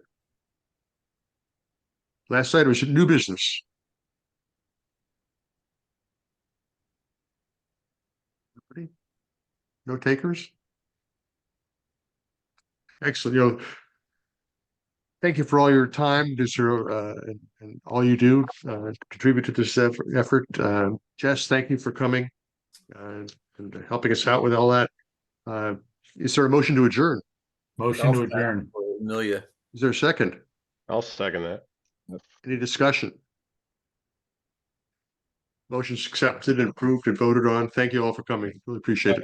All right. Thanks, everybody. Have a great night. Thank you. Thank you, everybody. Thanks, Jessica. Thanks, Amelia. Thanks, Yeah, Jessica. thanks, Amelia. everyone. Good to see you all.